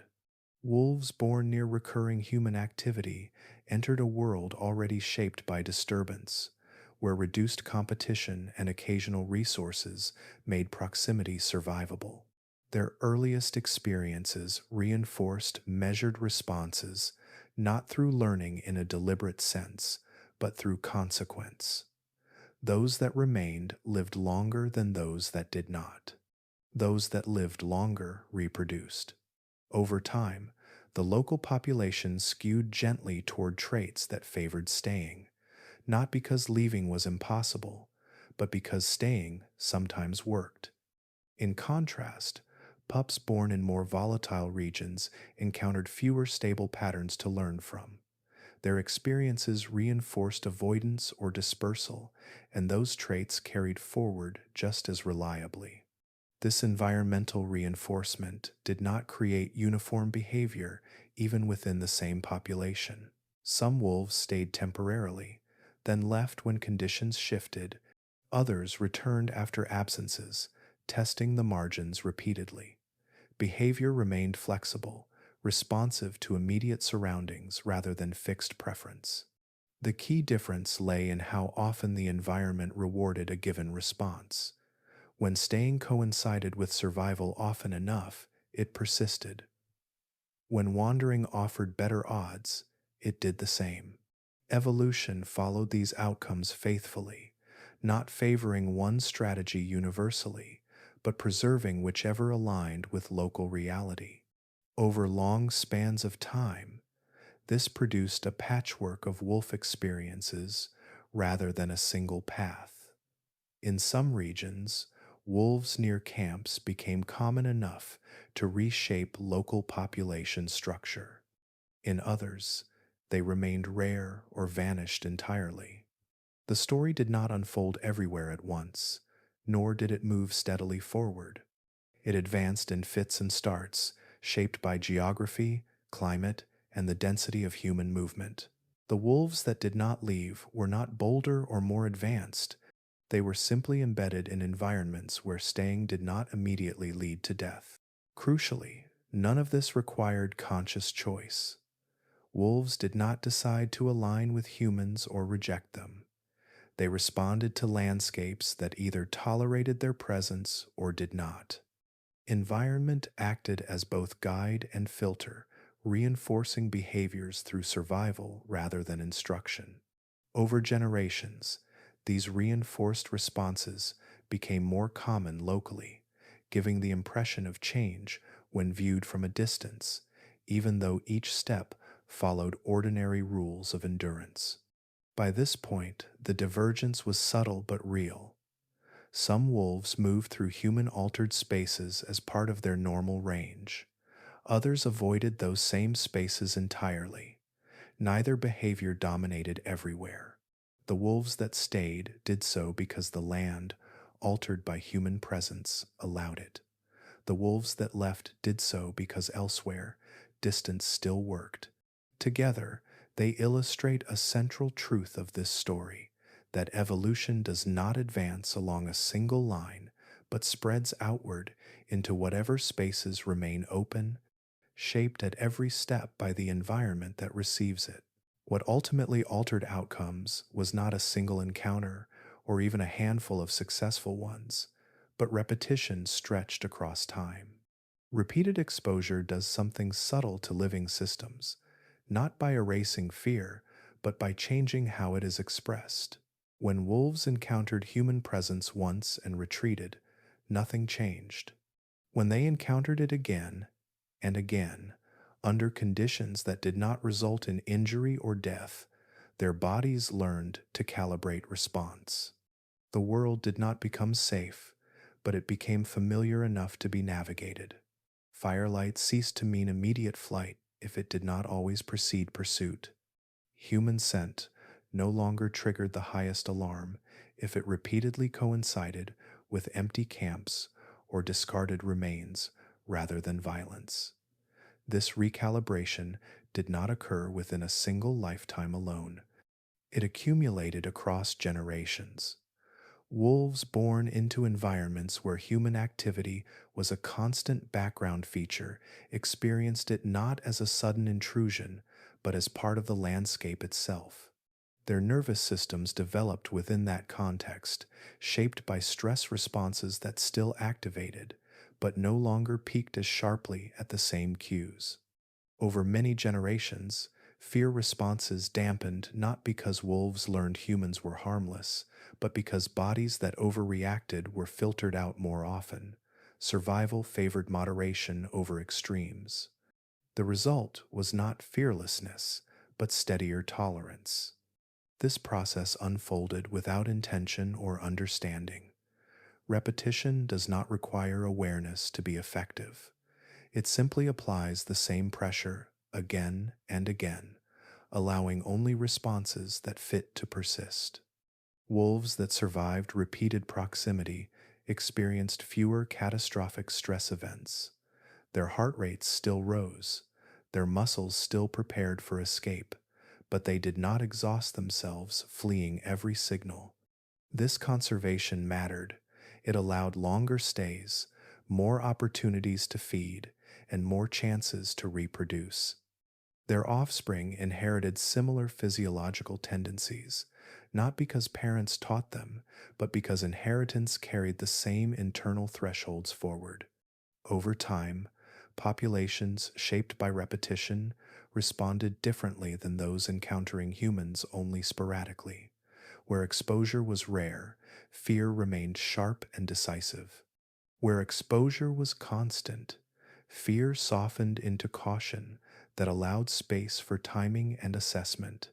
This shift was gradual and uneven, visible only when looking across long spans rather than individual lives. Yet, even as responses changed, nothing resembling companionship existed. Wolves did not seek humans out for social connection. They did not approach for comfort, communication, or cooperation. Their presence near camps remained conditional and distant. They avoided eye contact. They withdrew at sudden movement. They abandoned sites quickly when patterns changed. Repetition altered outcomes by reducing the cost of proximity, not by creating bonds.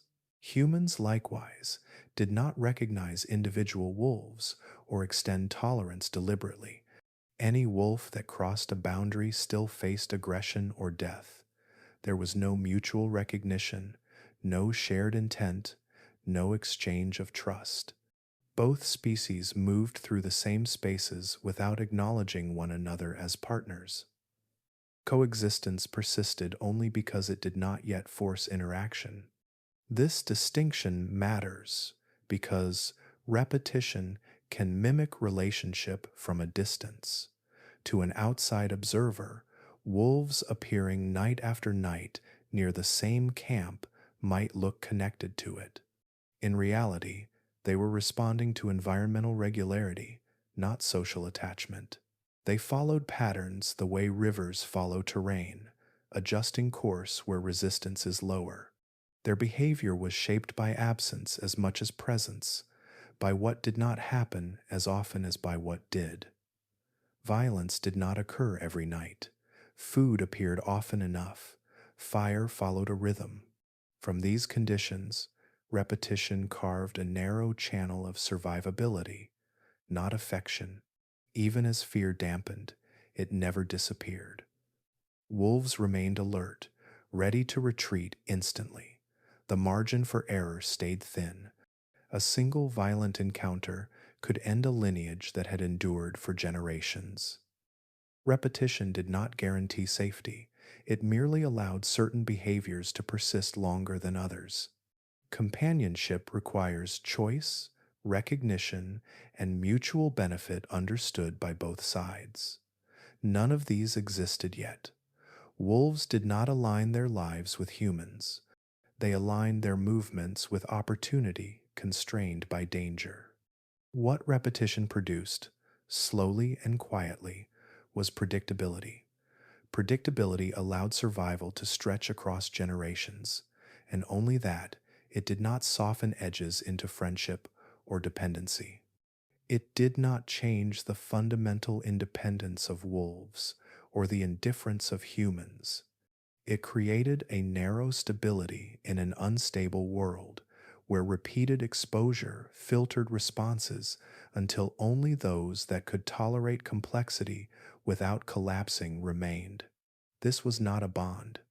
It was endurance practiced often enough to become inherited, a pattern carried forward not by intention or affection, but by the simple fact of being repeated again and again until it altered what survival looked like.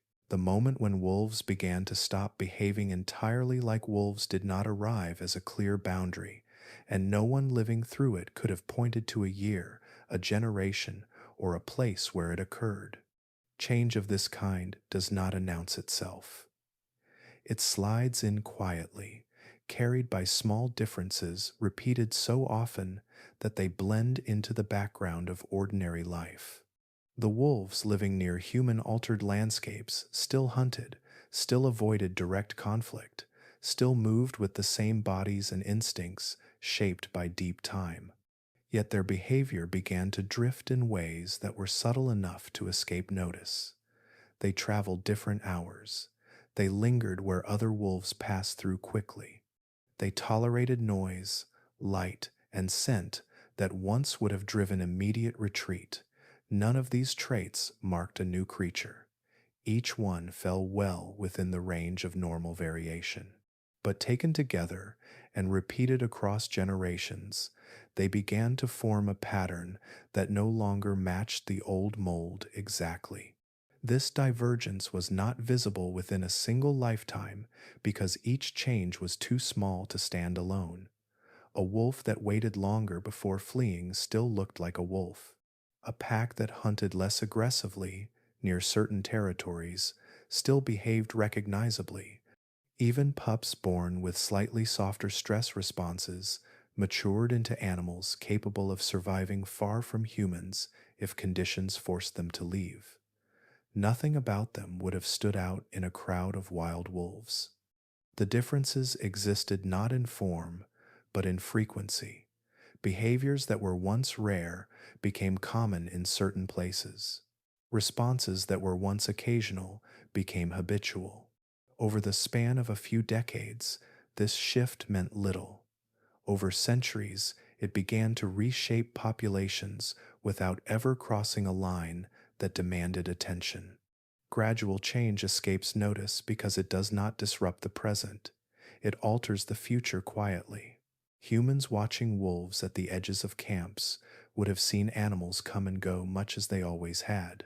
They would not have noticed that fewer wolves charged boldly or that more lingered patiently at a distance.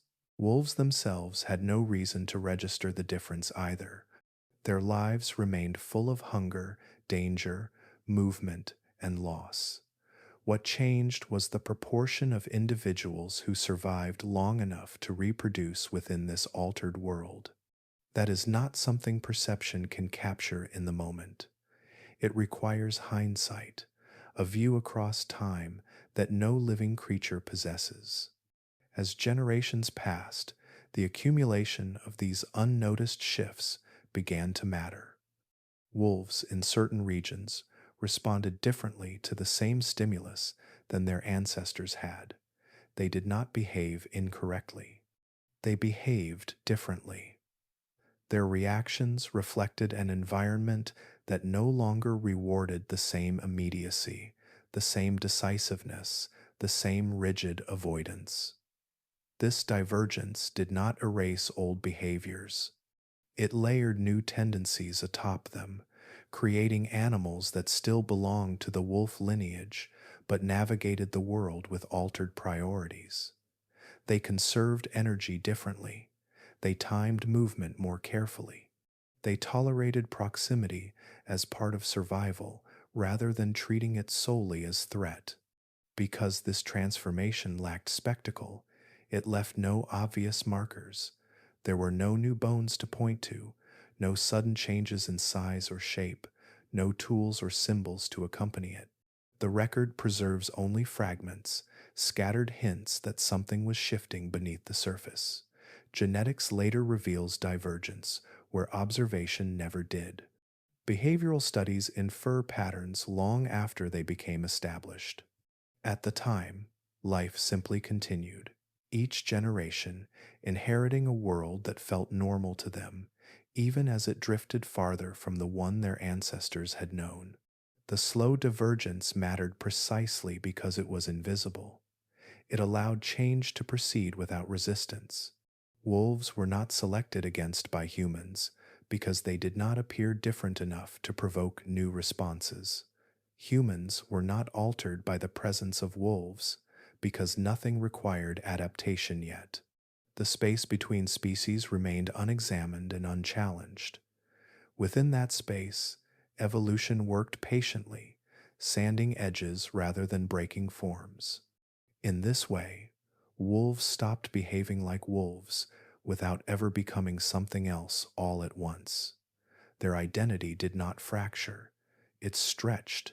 Each generation carried forward a slightly altered version of what it meant to survive, shaped by conditions that favored restraint over reaction, tolerance over distance. Over long spans of time, these small shifts accumulated into meaningful divergence, not through a single moment of change, but through countless moments where nothing seemed to change at all. By the time the first true divergence had begun to settle into living populations, the animals we would later call dogs still offered humans nothing recognizable as help. They did not guard camps, guide herds, pull loads, or alert anyone to danger with intent. They were not companions, tools, or partners.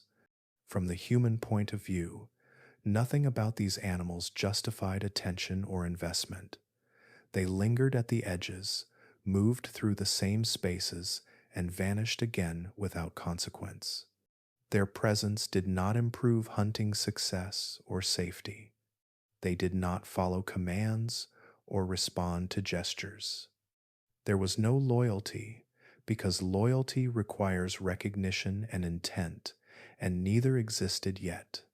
These early proto-dogs were not useful, because usefulness itself had not yet entered the relationship. What bound these animals to human spaces was not service, but tolerance, and tolerance alone does not create utility. Early human societies lived too close to scarcity to experiment with control. Food was uneven, movement was constant. Camps shifted with seasons and prey, dissolving and reforming before any structure could stabilize. In such a world, maintaining another species for future benefit would have made no sense. Animals that lingered near camps were tolerated only as long as they did not interfere. They were neither trained nor discouraged systematically. If they strayed too close, they were driven off. If they posed a threat, they were killed. If they remained distant and quiet, they were ignored. This neutrality shaped everything. Without deliberate feeding, without protection of young, without selection for behavior, these proto-dogs lived entirely on the margins. They survived not because humans relied on them, but because humans did not bother to remove them as long as they remained invisible enough. Their behavior reflected this fragile position. Proto-dogs did not attach themselves to people. They did not follow groups across the landscape or sleep beside fires. They hovered near the edges where risk was lowest and benefit most unpredictable. Their movements were cautious and independent, shaped by timing rather than attachment. They approached when camps were quiet and withdrew at the first sign of attention. Their survival strategy depended on reading patterns, not on engagement. This is why there was no guarding. Guarding requires presence and alarm. Alarm attracts notice. Notice invites conflict. The safest proto-dog was one that did not draw attention, one that observed without intervening and retreated without hesitation. There was also no herding because there was nothing to herd. Large-scale animal management lay far in the future, tied to agriculture and settlement rather than Ice Age survival. Human prey consisted of wild herds that moved unpredictably across vast territories. Wolves already knew how to hunt them far better than humans did, but these proto-dogs were no longer behaving exactly like wolves either. Their proximity to humans altered their risk calculations. Chasing large prey near camps invited conflict and injury. Staying small, quiet, and opportunistic made more sense. Proto-dogs did not insert themselves into hunts or attempt to coordinate with humans. They followed food, not instruction. Even loyalty, so central to modern ideas of dogs, had no place here. Loyalty grows from repeated interaction that produces mutual benefit. At this stage, benefit flowed only in one direction, and even that flow was inconsistent. Humans offered scraps unintentionally. Proto-dogs took advantage when conditions allowed. There was no recognition of individuals, no names, no shared routines. A proto-dog could disappear one season and be replaced by another without anyone noticing. Survival depended on remaining unimportant. What mattered instead was proximity balanced against fear. Proto-dogs stayed close enough to benefit from altered landscapes, fewer competing predators, and occasional remains, but far enough to avoid direct interaction. This narrow balance required tolerance rather than obedience, patience rather than affection. These animals were not better versions of wolves, nor were they early pets. They were survivors adapted to a collapsing world, shaped by pressure rather than partnership. Their value lay entirely in their ability to exist within human spaces without provoking response. Because there was no utility, there was also no intention. Humans did not protect these animals, and thus many perished. Disease, starvation, violence, and simple misjudgment erased countless lineages. Only those that remained unremarkable endured. In this way, the first dogs were defined less by what they did than by what they did not require. They required no care, no planning, no acknowledgement.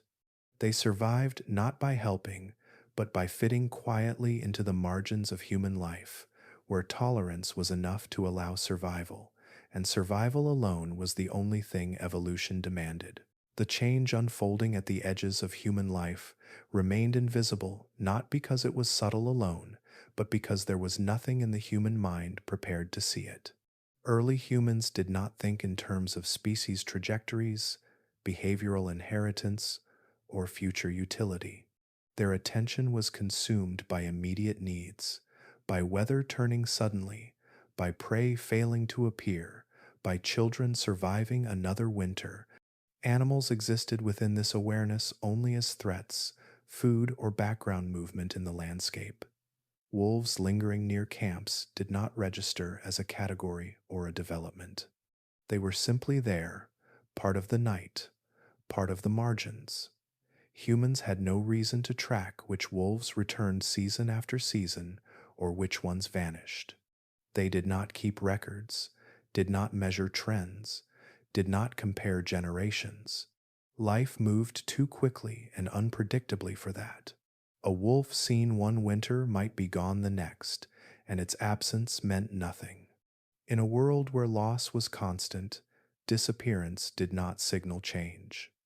There was also no language for what was happening. Domestication as a concept did not exist because it could not exist yet. It depends on an understanding that traits persist across generations, that behaviors can be shaped intentionally over time, and that humans might benefit from doing so. None of this framework was available. Humans recognized immediate cause and effect, but not slow accumulation. They knew that striking flint produced sparks, that fire softened meat, that certain paths led to water. They did not possess a vocabulary for invisible processes unfolding across centuries. Without language, there was no category to place these animals into. Wolves were wolves, and animals near camps were still wolves, regardless of how their behavior drifted. Nothing in appearance demanded a new word. Nothing in daily life forced recognition. Selective breeding was equally unthinkable in this context. Breeding implies ownership, control, and long-term stability. Early humans had none of these in relation to animals other than themselves. They did not manage reproduction even within their own groups with any systematic intent beyond survival. Children were born when conditions allowed and died when conditions did not. Applying control to another species would have required surplus, enclosure, and foresight, all absent in a migratory, precarious world. The idea of preserving certain animals while preventing others from reproducing would have seemed not only impractical but meaningless. There was no perceived benefit to shaping wolves when wolves themselves were not yet useful. Without utility, there was no incentive to notice variation, and without noticing variation, there could be no selection. This blindness was reinforced by the pace of change itself. What shifted did so across dozens of generations, spreading thinly across geography. A human might see slightly calmer animals near one camp and more skittish ones near another, but variation among wild animals was expected and unremarkable. Differences were attributed to chance, hunger, or luck, not lineage. Because no single lifetime contained enough contrast, no individual could compare past and present clearly. Memory stretches over years, not centuries. The slow divergence of these animals unfolded entirely outside the range of lived experience. In this way, the shift advanced without resistance or guidance. Humans did not interfere because they did not perceive anything to interfere with. Wolves changed without being noticed because attention was never focused on them long enough to register transformation. The absence of recognition was not a failure. It was a condition that allowed the process to continue unshaped. Had humans noticed and acted, the path might have closed or redirected entirely. Instead, ignorance created space. The animals at the edges of camps lived and died without significance, their persistence measured only by whether they returned again the following season. What makes this moment so consequential in hindsight is precisely how unimportant it seemed at the time. A shift humans did not notice was a shift humans did not constrain. Evolution moved quietly through that gap, unobserved and unchallenged, altering behavior slowly while life carried on as usual. No one named it, no one planned it, no one recorded it. And because of that, it was allowed to happen at all, drifting forward beneath awareness until the world itself changed enough that what had once been invisible would eventually become impossible to ignore. Even after the slow divergence had begun, even after tolerance and proximity had reshaped behavior in subtle but lasting ways, survival remained brutally selective. Evolution does not preserve beginnings. It preserves continuations. For every proto-dog lineage that lingered near human spaces long enough to become part of the story, many more faded away without leaving a trace. The pressures that filtered wolves earlier did not loosen. They multiplied. Living near humans introduced new hazards alongside occasional advantages, and most early proto-dogs were not equipped to navigate them consistently. Disease spread easily in areas where waste accumulated and animals congregated. Parasites flourished where carcasses lingered and water sources were disturbed. Proto-dogs lacked immunity to pathogens circulating among humans and other scavengers, and illness could move through small populations quickly, erasing entire local groups in a single season. Survival required not only tolerance, but resistance, and resistance was unevenly distributed. Starvation continued to loom as a constant threat. Proximity to human camps did not guarantee food, and dependence on scraps was never reliable. When camps moved on abruptly, when hunts failed, or when remains were defended more aggressively, proto-dogs could find themselves cut off from both scavenging opportunities and traditional hunting grounds. Their altered behavior, once adaptive near humans, could become a liability in empty landscapes. Wolves that retained full hunting efficiency could disperse and recover. Proto-dogs that had adjusted their timing and risk thresholds sometimes struggled to revert quickly enough. Hunger did not allow for gradual adjustment. In these moments, many lineages ended, not because they were weak, but because flexibility has limits when environments shift faster than bodies can respond. Conflict added further instability. Humans did not tolerate animals indefinitely. A proto-dog that remained unnoticed survived. One that drew attention did not. Conflict did not require aggression from the animal itself. Proximity alone could trigger response. As human groups grew larger and more coordinated, tolerance for scavengers often decreased. Defensive behavior intensified. Weapons improved. Proto-dogs that had survived on the edge for generations could be removed suddenly as conditions changed. Competition among proto-dogs themselves also increased. Limited resources drew individuals together without the territorial spacing that had once reduced conflict among wolves.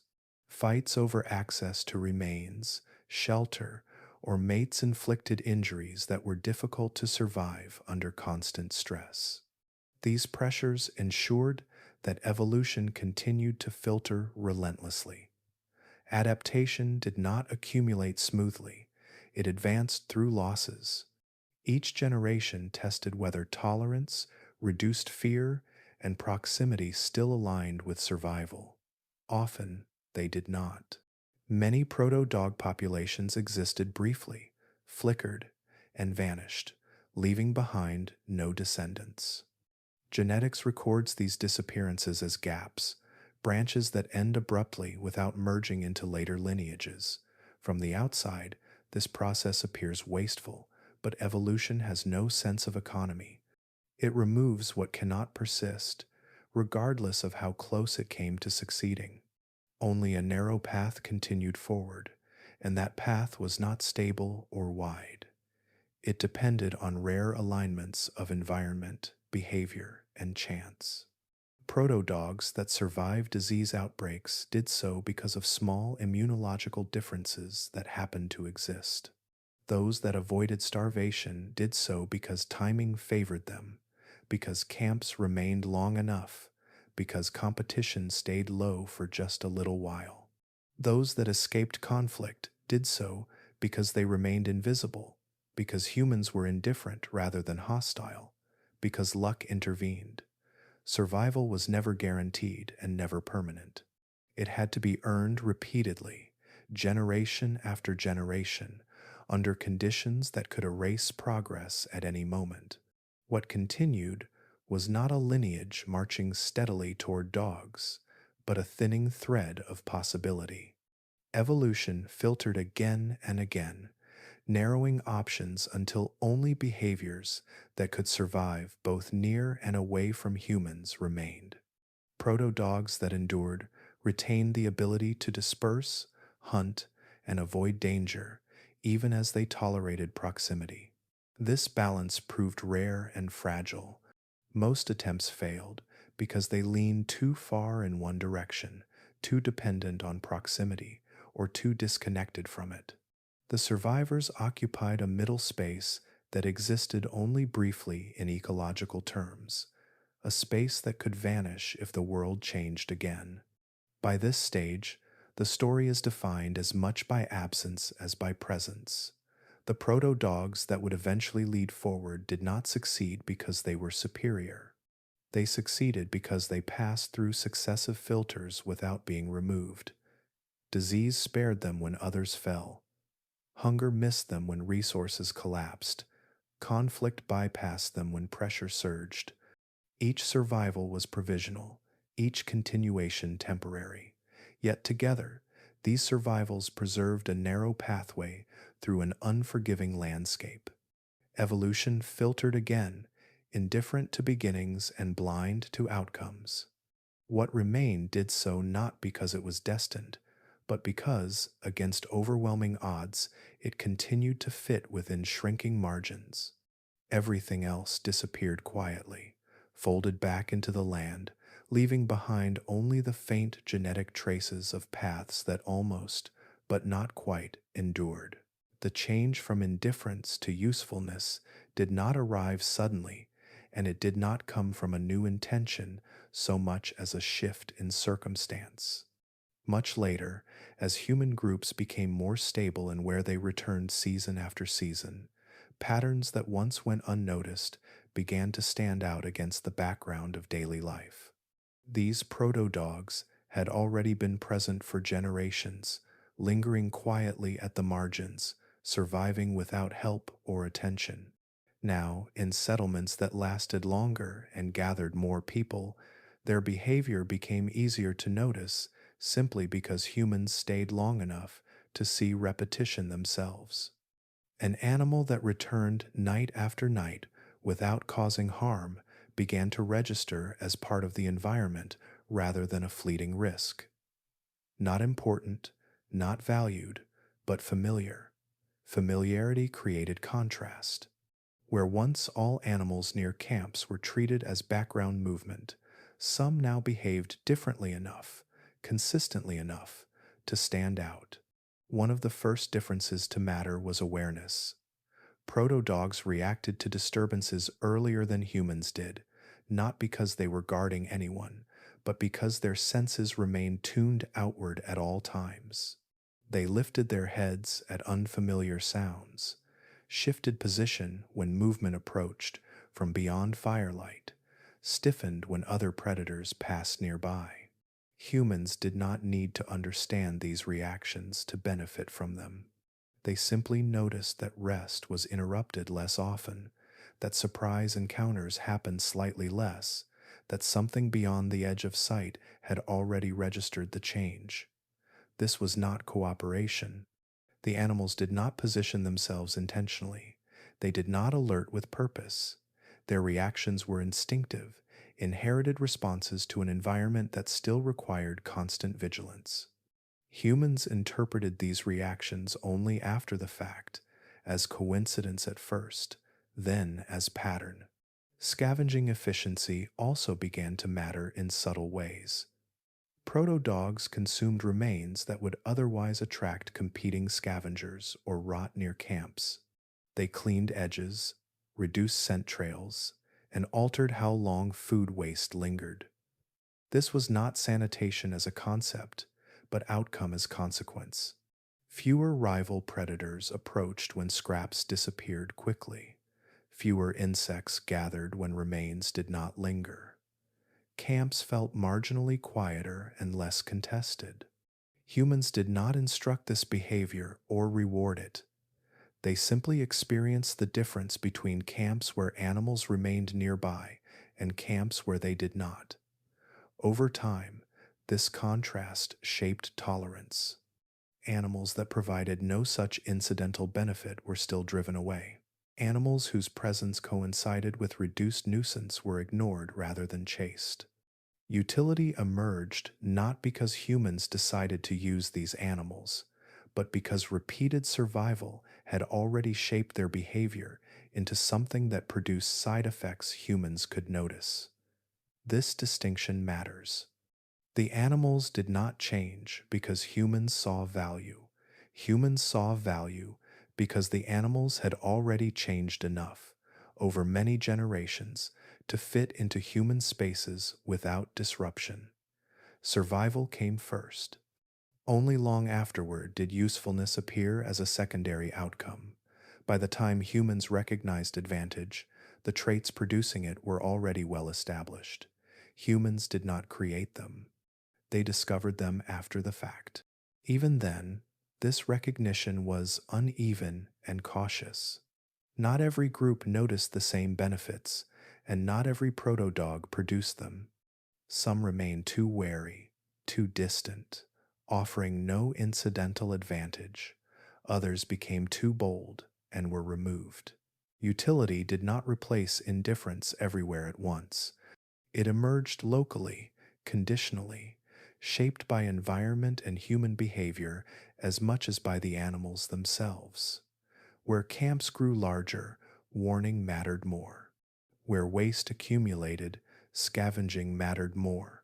In transient camps, nothing changed. In settled spaces, tolerance deepened just enough to allow proximity without conflict. Crucially, this shift did not erase the animal's independence. Proto-dogs still lived on their own terms. They did not follow commands or seek direction. They were not trained, named, or controlled. Their usefulness was passive, arising from presence rather than service. Humans adjusted their responses accordingly. Instead of driving these animals away reflexively, they allowed them to remain, not out of affection, but because removal no longer felt necessary. This was the beginning of a new relationship, though it would not have been recognized as such at the time. Utility, in this story, does not arrive as intention. It emerges as recognition delayed by survival. Only after generations of endurance did these animals begin to matter in ways humans could perceive. Survival opened the door. Repetition held it open.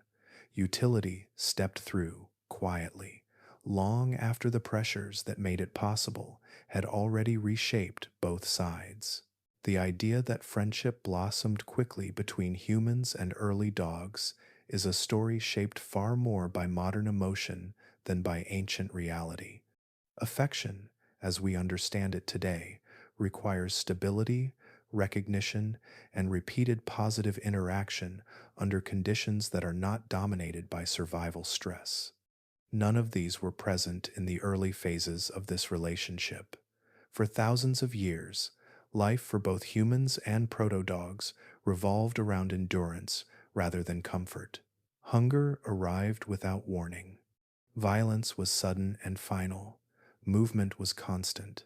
In such a world, emotional bonds were a luxury biology could not afford to prioritize. The animals lingering near human spaces were not companions in any meaningful sense. They were tolerated presences, shaped by restraint rather than closeness, surviving on the margins where neither side demanded interaction. Any appearance of calm proximity was not trust, but careful avoidance practiced successfully over time. Affection came much later because the conditions that allow it did not exist yet. True bonding requires predictability. It requires that tomorrow resemble today closely enough for emotional investment to make sense. Early human societies lacked this continuity. Camps dissolved, groups split, landscapes shifted under climate and pressure. An animal that attached itself emotionally to a single group would have faced repeated loss or death. Likewise, humans could not afford to value individual animals when survival demanded constant movement and hard choices. Animals were resources or risks, not emotional partners. Even when proto-dogs proved useful in subtle ways, their value remained functional and indirect. Humans allowed them to remain because their presence reduced danger or nuisance, not because they were liked. Utility softened hostility, not indifference. Affection requires more than tolerance. It requires space for care, and care only becomes viable when survival is no longer constantly threatened. Modern perceptions distort this timeline by projecting present-day relationships backward into deep time. We live alongside dogs who share homes, names, routines, and emotional exchange. Our brains are tuned to interpret canine behavior as expressive and intentional, and often it is. But these interpretations arise from thousands of years of subsequent change, not from the earliest stages of coexistence. Looking backward through this lens compresses the timeline dramatically, making it seem as though emotional bonds emerged naturally and early. In reality, what we recognize as friendliness or loyalty today evolved after long periods of neutrality, distance, and selective survival. The animals of earlier eras did not wag tails in greeting or seek reassurance. They watched, waited, and withdrew. Their behavior was shaped to avoid provoking response, not to invite it. Reading affection into these actions misunderstands their purpose entirely. This misunderstanding is reinforced by how humans tell stories. We prefer narratives with warmth and intention, stories where relationships form because they are meaningful rather than because they are useful. But evolution does not operate on meaning, it operates on outcomes. Survival always came first because it had to. Any behavior that reduced risk persisted. Any behavior that increased vulnerability vanished. Affection is risky. It encourages proximity, distraction, and reliance. In a volatile world, these traits would have been punished relentlessly. Only after stability increased, after food became more reliable, after settlements became more permanent, could emotional bonds begin to form without immediate cost. Even then, they emerged unevenly, shaped by context rather than instinct alone. The myth of immediate friendship also erases the long span of indifference that made later bonding possible. Without thousands of years of tolerance, restraint, and coexistence without attachment, there would have been no foundation for trust to grow upon. Friendship was not the starting point. It was the outcome of a prolonged filtering process that removed aggression, exaggerated fear, and incompatibility long before emotional closeness entered the picture. By the time affection appeared, the animals involved were no longer simply wolves, and humans were no longer just surviving Ice Age foragers. Both had changed in ways that made emotional connection viable rather than dangerous. Understanding this timeline does not diminish the bond humans share with dogs today. It deepens it. It reveals that affection is not ancient instinct alone, but a hard-won development that required patience, stability, and countless generations of shared survival. The closeness we recognize now rests on a foundation built by endurance rather than love, by necessity rather than choice. Survival always came first, not because affection lacked value, but because without survival, there would have been no future in which affection could exist at all. Long after behavior had already shifted, long after tolerance and proximity had reshaped daily survival, bodies began to follow. Genetics moves more slowly than experience, but it does not forget. Modern DNA allows us to look backward through this quiet transition and see where biology eventually caught up to behavior that had already been doing the work for generations. The changes did not arrive all at once, and they did not rewrite the animal from the outside inward. Instead, they appeared first in systems that regulate response, digestion, and reproduction, the hidden machinery that determines how an organism copes with the world it lives in.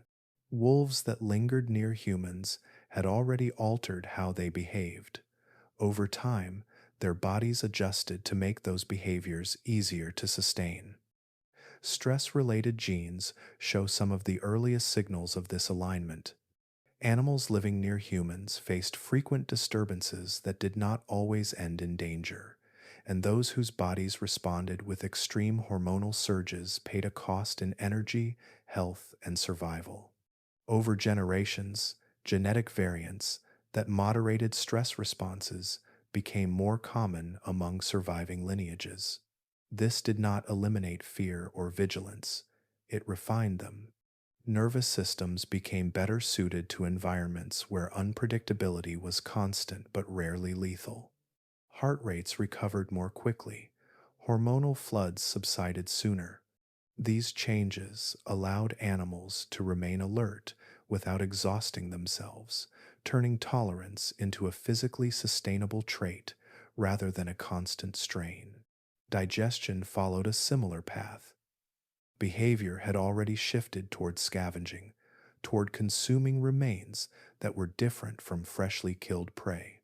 These food sources were uneven, sometimes partially cooked, sometimes rich in fat and bone rather than muscle. Wolves that could extract calories efficiently from this mix gained an advantage, especially during famine. Over time, genetic changes related to digestion began to appear, improving the ability to process starches and fats uncommon in strictly wild diets. These changes were not dramatic adaptations to human food as we know it today. They were refinements, subtle improvements that allowed bodies to handle a broader range of nutrients without harm. Behavior came first, bodies followed, where survival rewarded the adjustment. Reproduction also adapted quietly. Living near humans meant higher risks during mating and rearing young. Conflict, disturbance, and disease reduced the chances of large litters surviving. Genetic tendencies toward altered reproductive timing and investment slowly emerged, favoring survival over quantity. Fewer offspring, with slightly higher chances of reaching maturity, proved more effective than larger litters lost to instability. This was not conscious strategy. It was selection responding to which reproductive patterns endured under constant pressure. Bodies adjusted reproductive systems to match environments where excess was punished and resilience rewarded. What ties these changes together is sequence. Behavior shifted first because it had to. The environment demanded it. Genetics responded later, reinforcing what survival had already filtered. This order matters because it explains why bodies did not lead this transformation. They followed it. The animals did not wait for genes to change before acting differently. They acted differently because not acting differently meant disappearance. Once those behaviors persisted across generations, genetics slowly reshaped bodies to reduce the cost of maintaining them. In this way, evolution smoothed rough edges after the fact, turning survival strategies into biological defaults. Importantly, these genetic changes did not erase the past. Early dogs did not become something entirely new overnight. They remained capable of living independently, hunting, dispersing, and avoiding humans when needed. The adjustments layered flexibility onto an already successful design rather than replacing it. Bodies became better at managing stress rather than eliminating it, better at digesting varied food rather than abandoning meat, better at reproducing under constraint rather than maximizing output. These were refinements for coexistence, not transformations into dependency. Modern DNA allows us to see this process because it preserves the record behavior cannot. Behavior leaves no fossils, genes do. They carry the imprint of environments long gone, encoded as probabilities rather than certainties. When we examine the genomes of modern dogs and compare them to wolves, we see not a single leap, but a series of small alignments, each corresponding to pressures that behavior encountered first. The body learned, slowly, to inhabit the space behavior had already carved out. This is how evolution often works when survival changes faster than biology. Action precedes adaptation.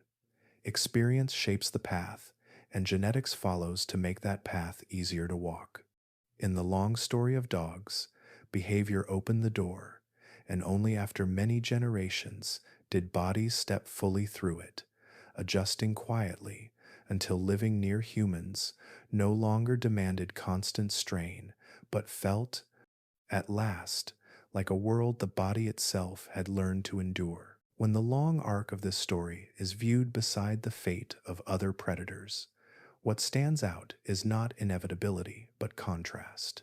Bears, big cats, and hyenas all encountered humans across the same landscapes and under the same pressures, yet none followed the same path. Their failures were not due to weakness or lack of intelligence, but to mismatches between their lives and the strange conditions created by human presence. Bears lived largely solitary lives, moving through territories alone, shaped by seasonal abundance rather than constant coordination. Their power lay in size and strength, advantages that mattered less near humans, where confrontation brought injury or death rather than dominance. A bear that lingered near camps risked direct conflict, and conflict with humans ended badly more often than not.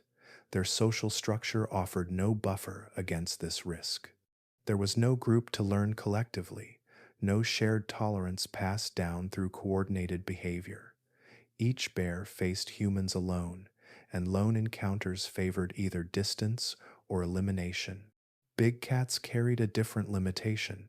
Their hunting strategy relied on stealth, ambush, and darkness, all of which were undermined by human fire and noise. They were exquisitely adapted to surprise, not persistence. Near camps, fire stripped away shadow and made ambush impossible.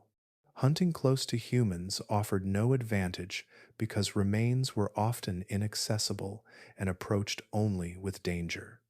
Big cats also invested heavily in short bursts of success, expending large amounts of energy for decisive kills. This made scavenging a poor substitute for hunting, as leftovers rarely justified the risk.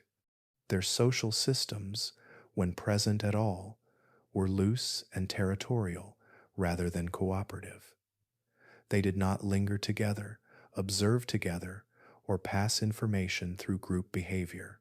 Flexibility in timing and restraint held less value in a body built for sudden action. Hyenas came closer than most, sharing scavenging ability and social intelligence, yet they too failed to bridge the gap. Their relationship with humans was shaped by competition rather than tolerance. Hyenas approached boldly, relying on intimidation and numbers, strategies that provoked immediate retaliation. Humans responded not with indifference, but with defense. Hyenas drew attention, and attention brought conflict. Their social cohesion, while strong, amplified risk rather than diffusing it. Groups that approached camps were more visible and more threatening, triggering removal rather than accommodation. Their success depended on dominance within ecosystems that humans steadily dismantled. As prey collapsed and human control increased, hyenas lost ground without gaining a foothold near camps.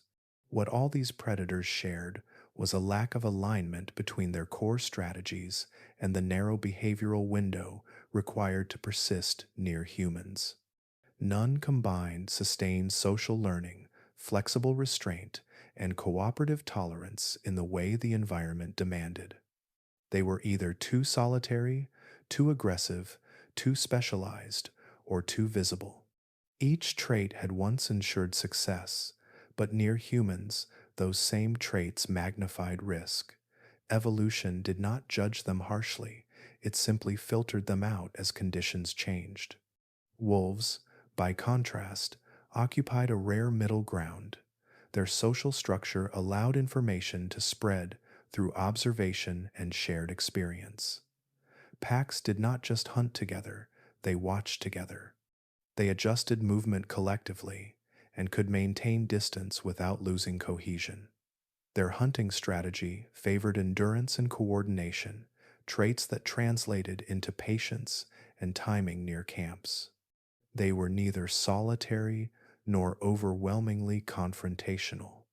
Their responses to novelty were cautious rather than explosive, allowing repeated exposure without immediate escalation. Wolves could linger without being seen, withdraw without fragmentation, and return without drawing attention. This flexibility was not designed for humans. It existed long before, refined by variable landscapes and shifting prey. Humans simply created conditions where this flexibility became decisive. Wolves were also generalists. They could hunt, scavenge, disperse, and regroup without abandoning their identity. When proximity failed, they could leave. When distance failed, they could return. This ability to move between strategies mattered enormously in an unstable world. Other predators were trapped by specialization. Wolves retained options. Social bonds kept knowledge alive across generations, not through teaching, but through shared movement and presence. Young wolves learned timing and restraint by existing within packs that navigated risk collectively. In the end, what set wolves apart was not friendliness or intelligence in any simple sense. It was alignment. Their bodies, behaviors, and social lives happened to fit into the narrow space humans unintentionally created. Other predators collided with that space and vanished. Wolves bent around it. Evolution did not choose wolves because they were special. It preserved them because they were compatible. In a world reshaped by human presence, compatibility mattered more than strength, and flexibility outlasted power. The foundation of this relationship was never comfort. It was forged in scarcity, sharpened by uncertainty, and sustained only because both sides were pressed beyond the margins of easier solutions. Hardship narrowed choices until coexistence became one of the few options left standing, not because it was pleasant, but because it worked just enough to matter. When resources were abundant and landscapes forgiving, wolves and humans had no reason to overlap closely. Distance preserved safety, and separation ensured survival. It was only when environments grew harsher, when prey disappeared unpredictably, and when territory fractured under climate and competition, that proximity gained value. Pressure compressed behavior into fewer viable paths, and within that compression, small alignments became decisive. Extreme environments act as accelerators in evolution because they amplify consequence. In stable worlds, slight differences in behavior matter little. Multiple strategies succeed equally well, allowing variation to persist without selection closing in. Under pressure, however, the cost of error rises sharply. Behaviors that once produced acceptable outcomes suddenly fail catastrophically. Survival filters tighten, removing extremes and preserving only what fits precisely. For wolves near humans, extreme caution led to isolation and eventual disappearance, while extreme boldness invited conflict and death. Only a narrow band of restraint and timing endured. For humans, the tolerance of animals that reduced threat and waste without demanding care offered marginal but meaningful benefit. Neither species chose this alignment.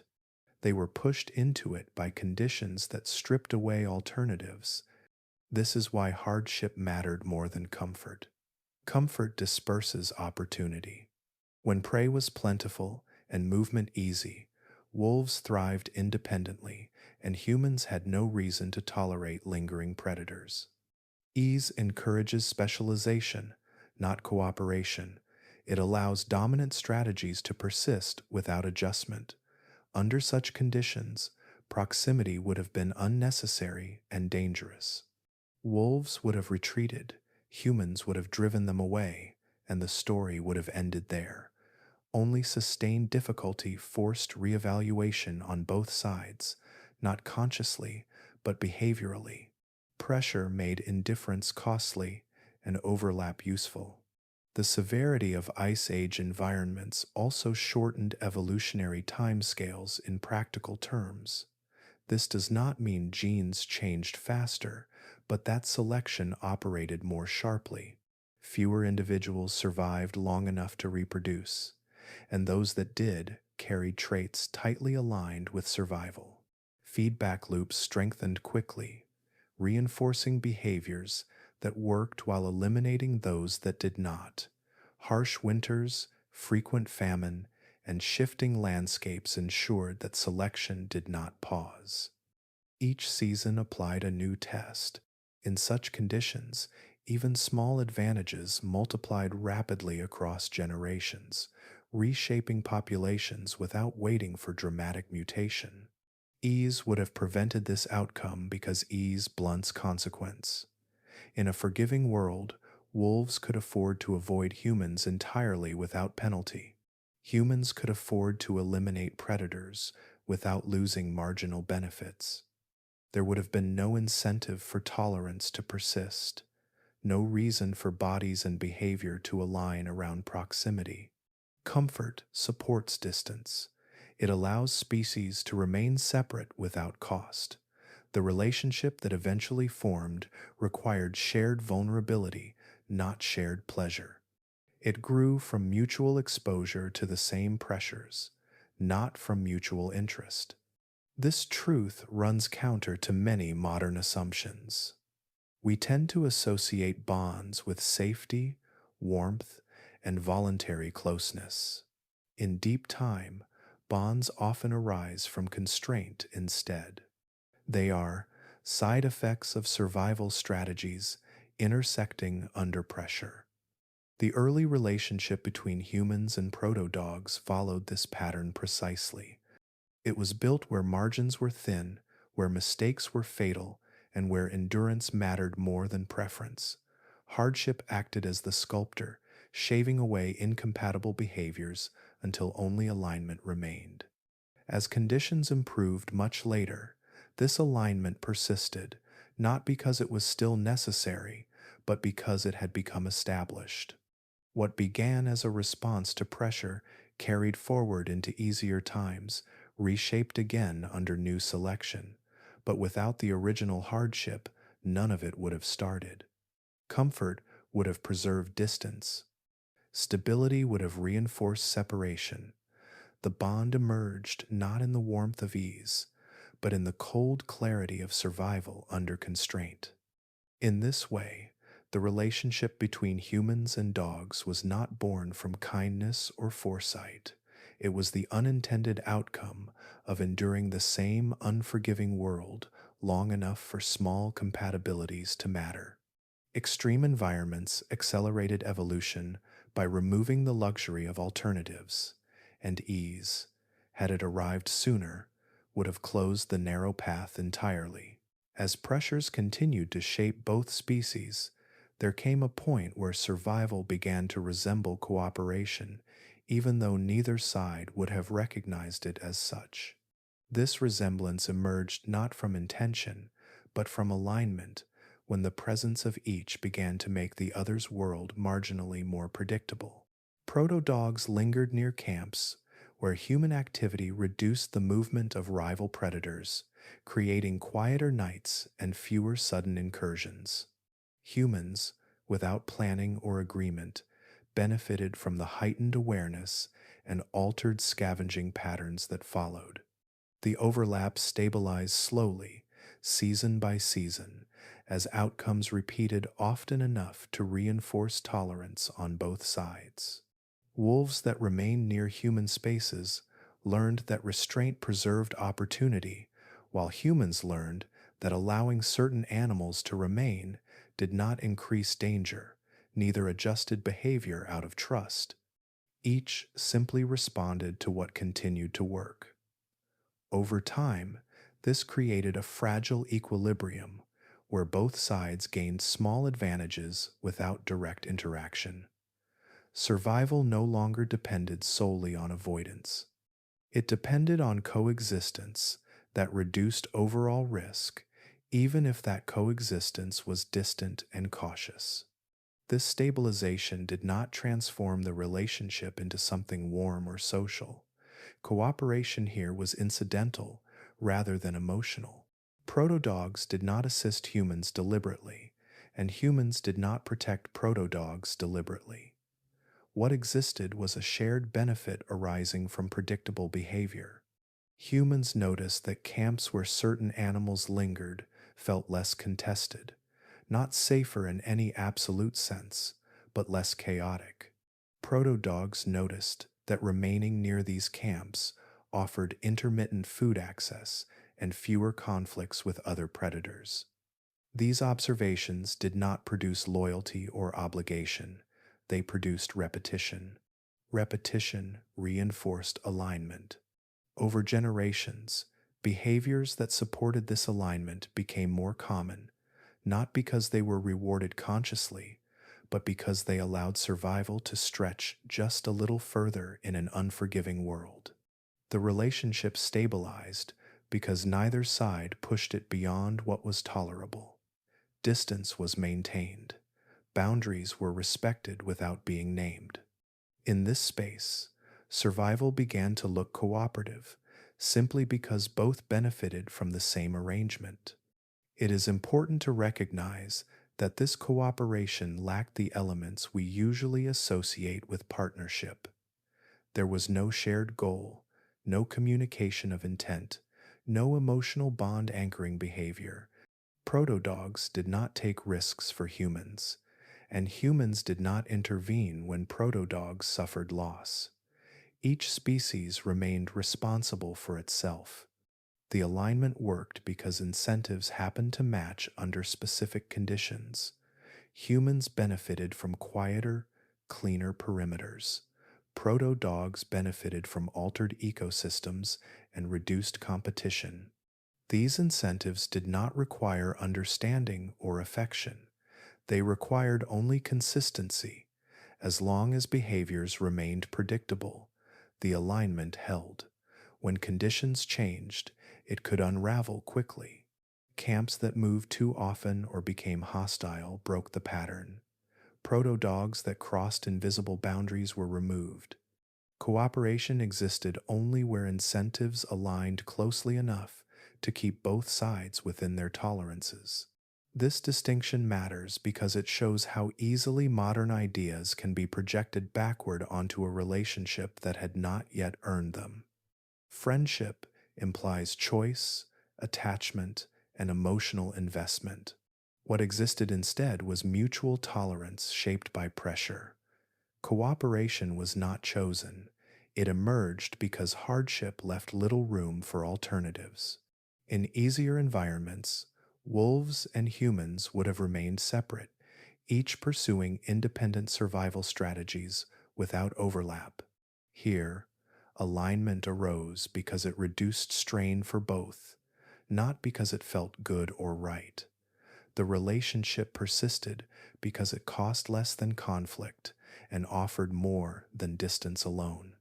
As generations passed, this alignment became more resilient. The repeated success of shared space without direct conflict allowed behaviors to settle into habit. Bodies adjusted, populations shifted, and environments adapted around the presence of both species. Cooperation, such as it was, became part of the background rather than an exception. Still, it remained fragile and conditional. It could collapse under new pressures, and often did. Only much later, under conditions of greater stability and intentional control, would this alignment deepen into something resembling companionship. At this stage, it remained what it had always been, a narrow overlap of incentives that allowed two species to persist together without understanding each other, bound not by friendship, but by the quiet efficiency of survival moving in the same direction. The journey from those early, cautious proto-dogs to the animals we would recognize today unfolded over an immense stretch of time because the world itself had to change first.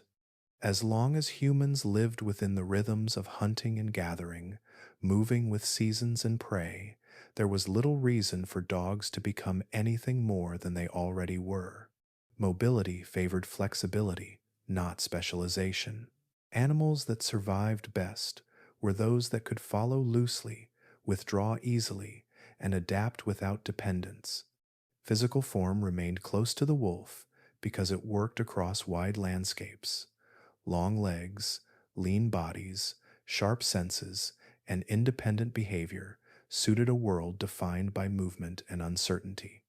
There was no pressure to shape bodies toward variety or refinement, no incentive to preserve specific appearances or behaviors across generations. Survival still acted as the primary filter, and as long as that remained true, change continued slowly and quietly. Thousands of years passed not because evolution stalled, but because the conditions necessary for dramatic transformation had not yet arrived. That shift came only when humans began to alter their relationship with the land itself. Agriculture introduced stability where there had been motion. Fields replaced migration. Storage replaced immediacy. Settlements lasted long enough for memory to take hold and for patterns to be recognized across generations. With this change, dogs entered a different world entirely. Their role was no longer incidental. Proximity became constant rather than seasonal. Reproduction occurred under human observation. Puppies were born into places that did not vanish after a few weeks. For the first time, humans could notice which animals lingered, which behaved differently, which traits persisted. Deliberate breeding did not appear overnight, but the foundations for it did. When certain animals proved consistently useful, humans began to keep them intentionally, preventing some from wandering away and eliminating others. This was a profound departure from earlier eras. Selection was no longer accidental alone, it became directional. As settlements expanded, so did the range of possible roles dogs could fill. Guarding mattered where food was stored. Herding mattered where animals were managed rather than hunted. Companionship emerged where survival no longer demanded constant vigilance. Bodies responded to these new demands. Size diversified as different tasks favored different forms. Some dogs became smaller to live closely with humans. Others grew larger to protect space and animals. Facial features softened as aggression was selected against. Coat colors varied because camouflage mattered less inside human-controlled environments. The wolf shape fractured into many possibilities, each shaped by human preference, layered atop ancient survival mechanisms. This transformation required time not only for bodies to change, but for cultures to develop ideas about control and intent. Deliberate breeding assumes foresight, patience, and continuity. It requires humans to imagine future outcomes and to invest in them across generations. That mindset did not exist in early survival-focused societies. It emerged gradually alongside agriculture, ownership, and inheritance. Once it did, change accelerated dramatically. What had taken thousands of years under natural pressure alone unfolded more rapidly under directed selection. Dogs began to resemble breeds rather than populations. Variation became a goal rather than a byproduct. The modern dog, then, is not simply the outcome of early coexistence. It is the result of a world transformed where humans reshaped ecosystems, diets, movement, and social structure. The long road between proto-dog and modern companion reflects how deeply evolution depends on context. Early dogs could not become what they are today because the world did not yet allow it. Only after humans settled, stored food, cultivated land, and controlled reproduction did dogs begin to diverge visibly and rapidly. The animal lying at our feet now carries within it a deep memory of hardship and patience, followed by a sudden explosion of possibility. It is a living record of two eras meeting, one defined by endurance, the other by design, separated not by intention, but by the slow turning of the world itself. Seen from a distance, the emergence of dogs can feel inevitable, as if two species were always moving toward one another along a pre-written path. But this story is not one of destiny. It is a story of contingency, of narrow openings that could have closed just as easily as they appeared. At countless moments along this long arc, small shifts could have ended everything. A slightly harsher climate, a different human hunting strategy, a stronger tendency toward aggression, a single disease spreading more efficiently. Any one of these could have erased the fragile alignment before it had time to deepen. Wolves could have remained fully distant and vanished alongside other large predators. Humans could have intensified hostility toward all scavengers and driven them away entirely. The early overlap between these lives existed within margins so thin that it survived more by luck than by strength, carried forward not by intention, but by repeated accident that happened to work. What makes this path remarkable is not how well it succeeded, but how often it nearly failed. Most proto-dog lineages disappeared quietly, filtered out by forces that had no awareness of the future they were trimming away. Evolution does not protect promising experiments. It does not pause to see what something might become. It simply removes what does not persist under present conditions. The relationship between humans and dogs survived only because, again and again, it fell just inside the boundary of what worked. It was never optimal. It was merely sufficient.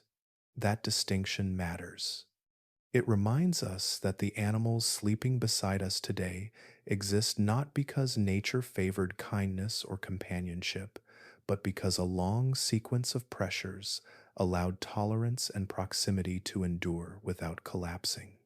This story tells us something essential about evolution under pressure.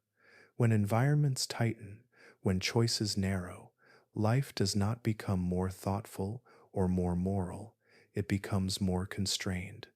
Pathways that once existed disappear, and whatever remains must fit precisely within the new limits. Under such conditions, relationships form not from attraction but from alignment. Species do not come together because they belong together, they come together because other options vanish. In that sense, the bond between humans and dogs is less a partnership forged by affection than a byproduct of endurance under shared stress. It grew where margins overlapped, where each reduced the cost of survival for the other just enough to matter. There is something quietly humbling in that realization. It strips away the comforting idea that closeness is always chosen. It suggests instead that some of the most meaningful connections in natural history arise without foresight or desire. They emerge because survival rewards compatibility more than intention. Survival doesn't choose what's kind, it chooses what works, and what works often looks ordinary while it is happening. Wolves lingered, humans tolerated, generations passed. Nothing about those moments signaled a turning point. Only much later, looking back through genetics, behavior, and shared history, does the shape of the path become visible at all. This perspective also reframes how we think about change. The world did not need to be improved for dogs to appear, it needed to be strained. Pressure carved a narrow channel where two lives could move in the same direction without colliding. Ease would have widened options and dissolved the overlap entirely. Stability arrived only after the relationship had already taken root, and by then it was no longer fragile enough to vanish outright. What began as an accident hardened into a pattern, then into a presence, and finally into something recognizable as companionship. But that final stage rests on countless moments when failure would have erased everything. In the end, this story does not celebrate inevitability. It highlights how close the world came to remaining unchanged. Dogs did not have to exist. The path that led to them almost closed many times, and when it stayed open, it did so quietly, without guidance or promise. It reminds us that evolution under pressure is not a march toward better outcomes, but a series of survivals that happen to accumulate meaning only afterward. Sometimes, by accident, what works long enough reshapes the future entirely, leaving behind a world that feels familiar and destined, even though it was never guaranteed at all.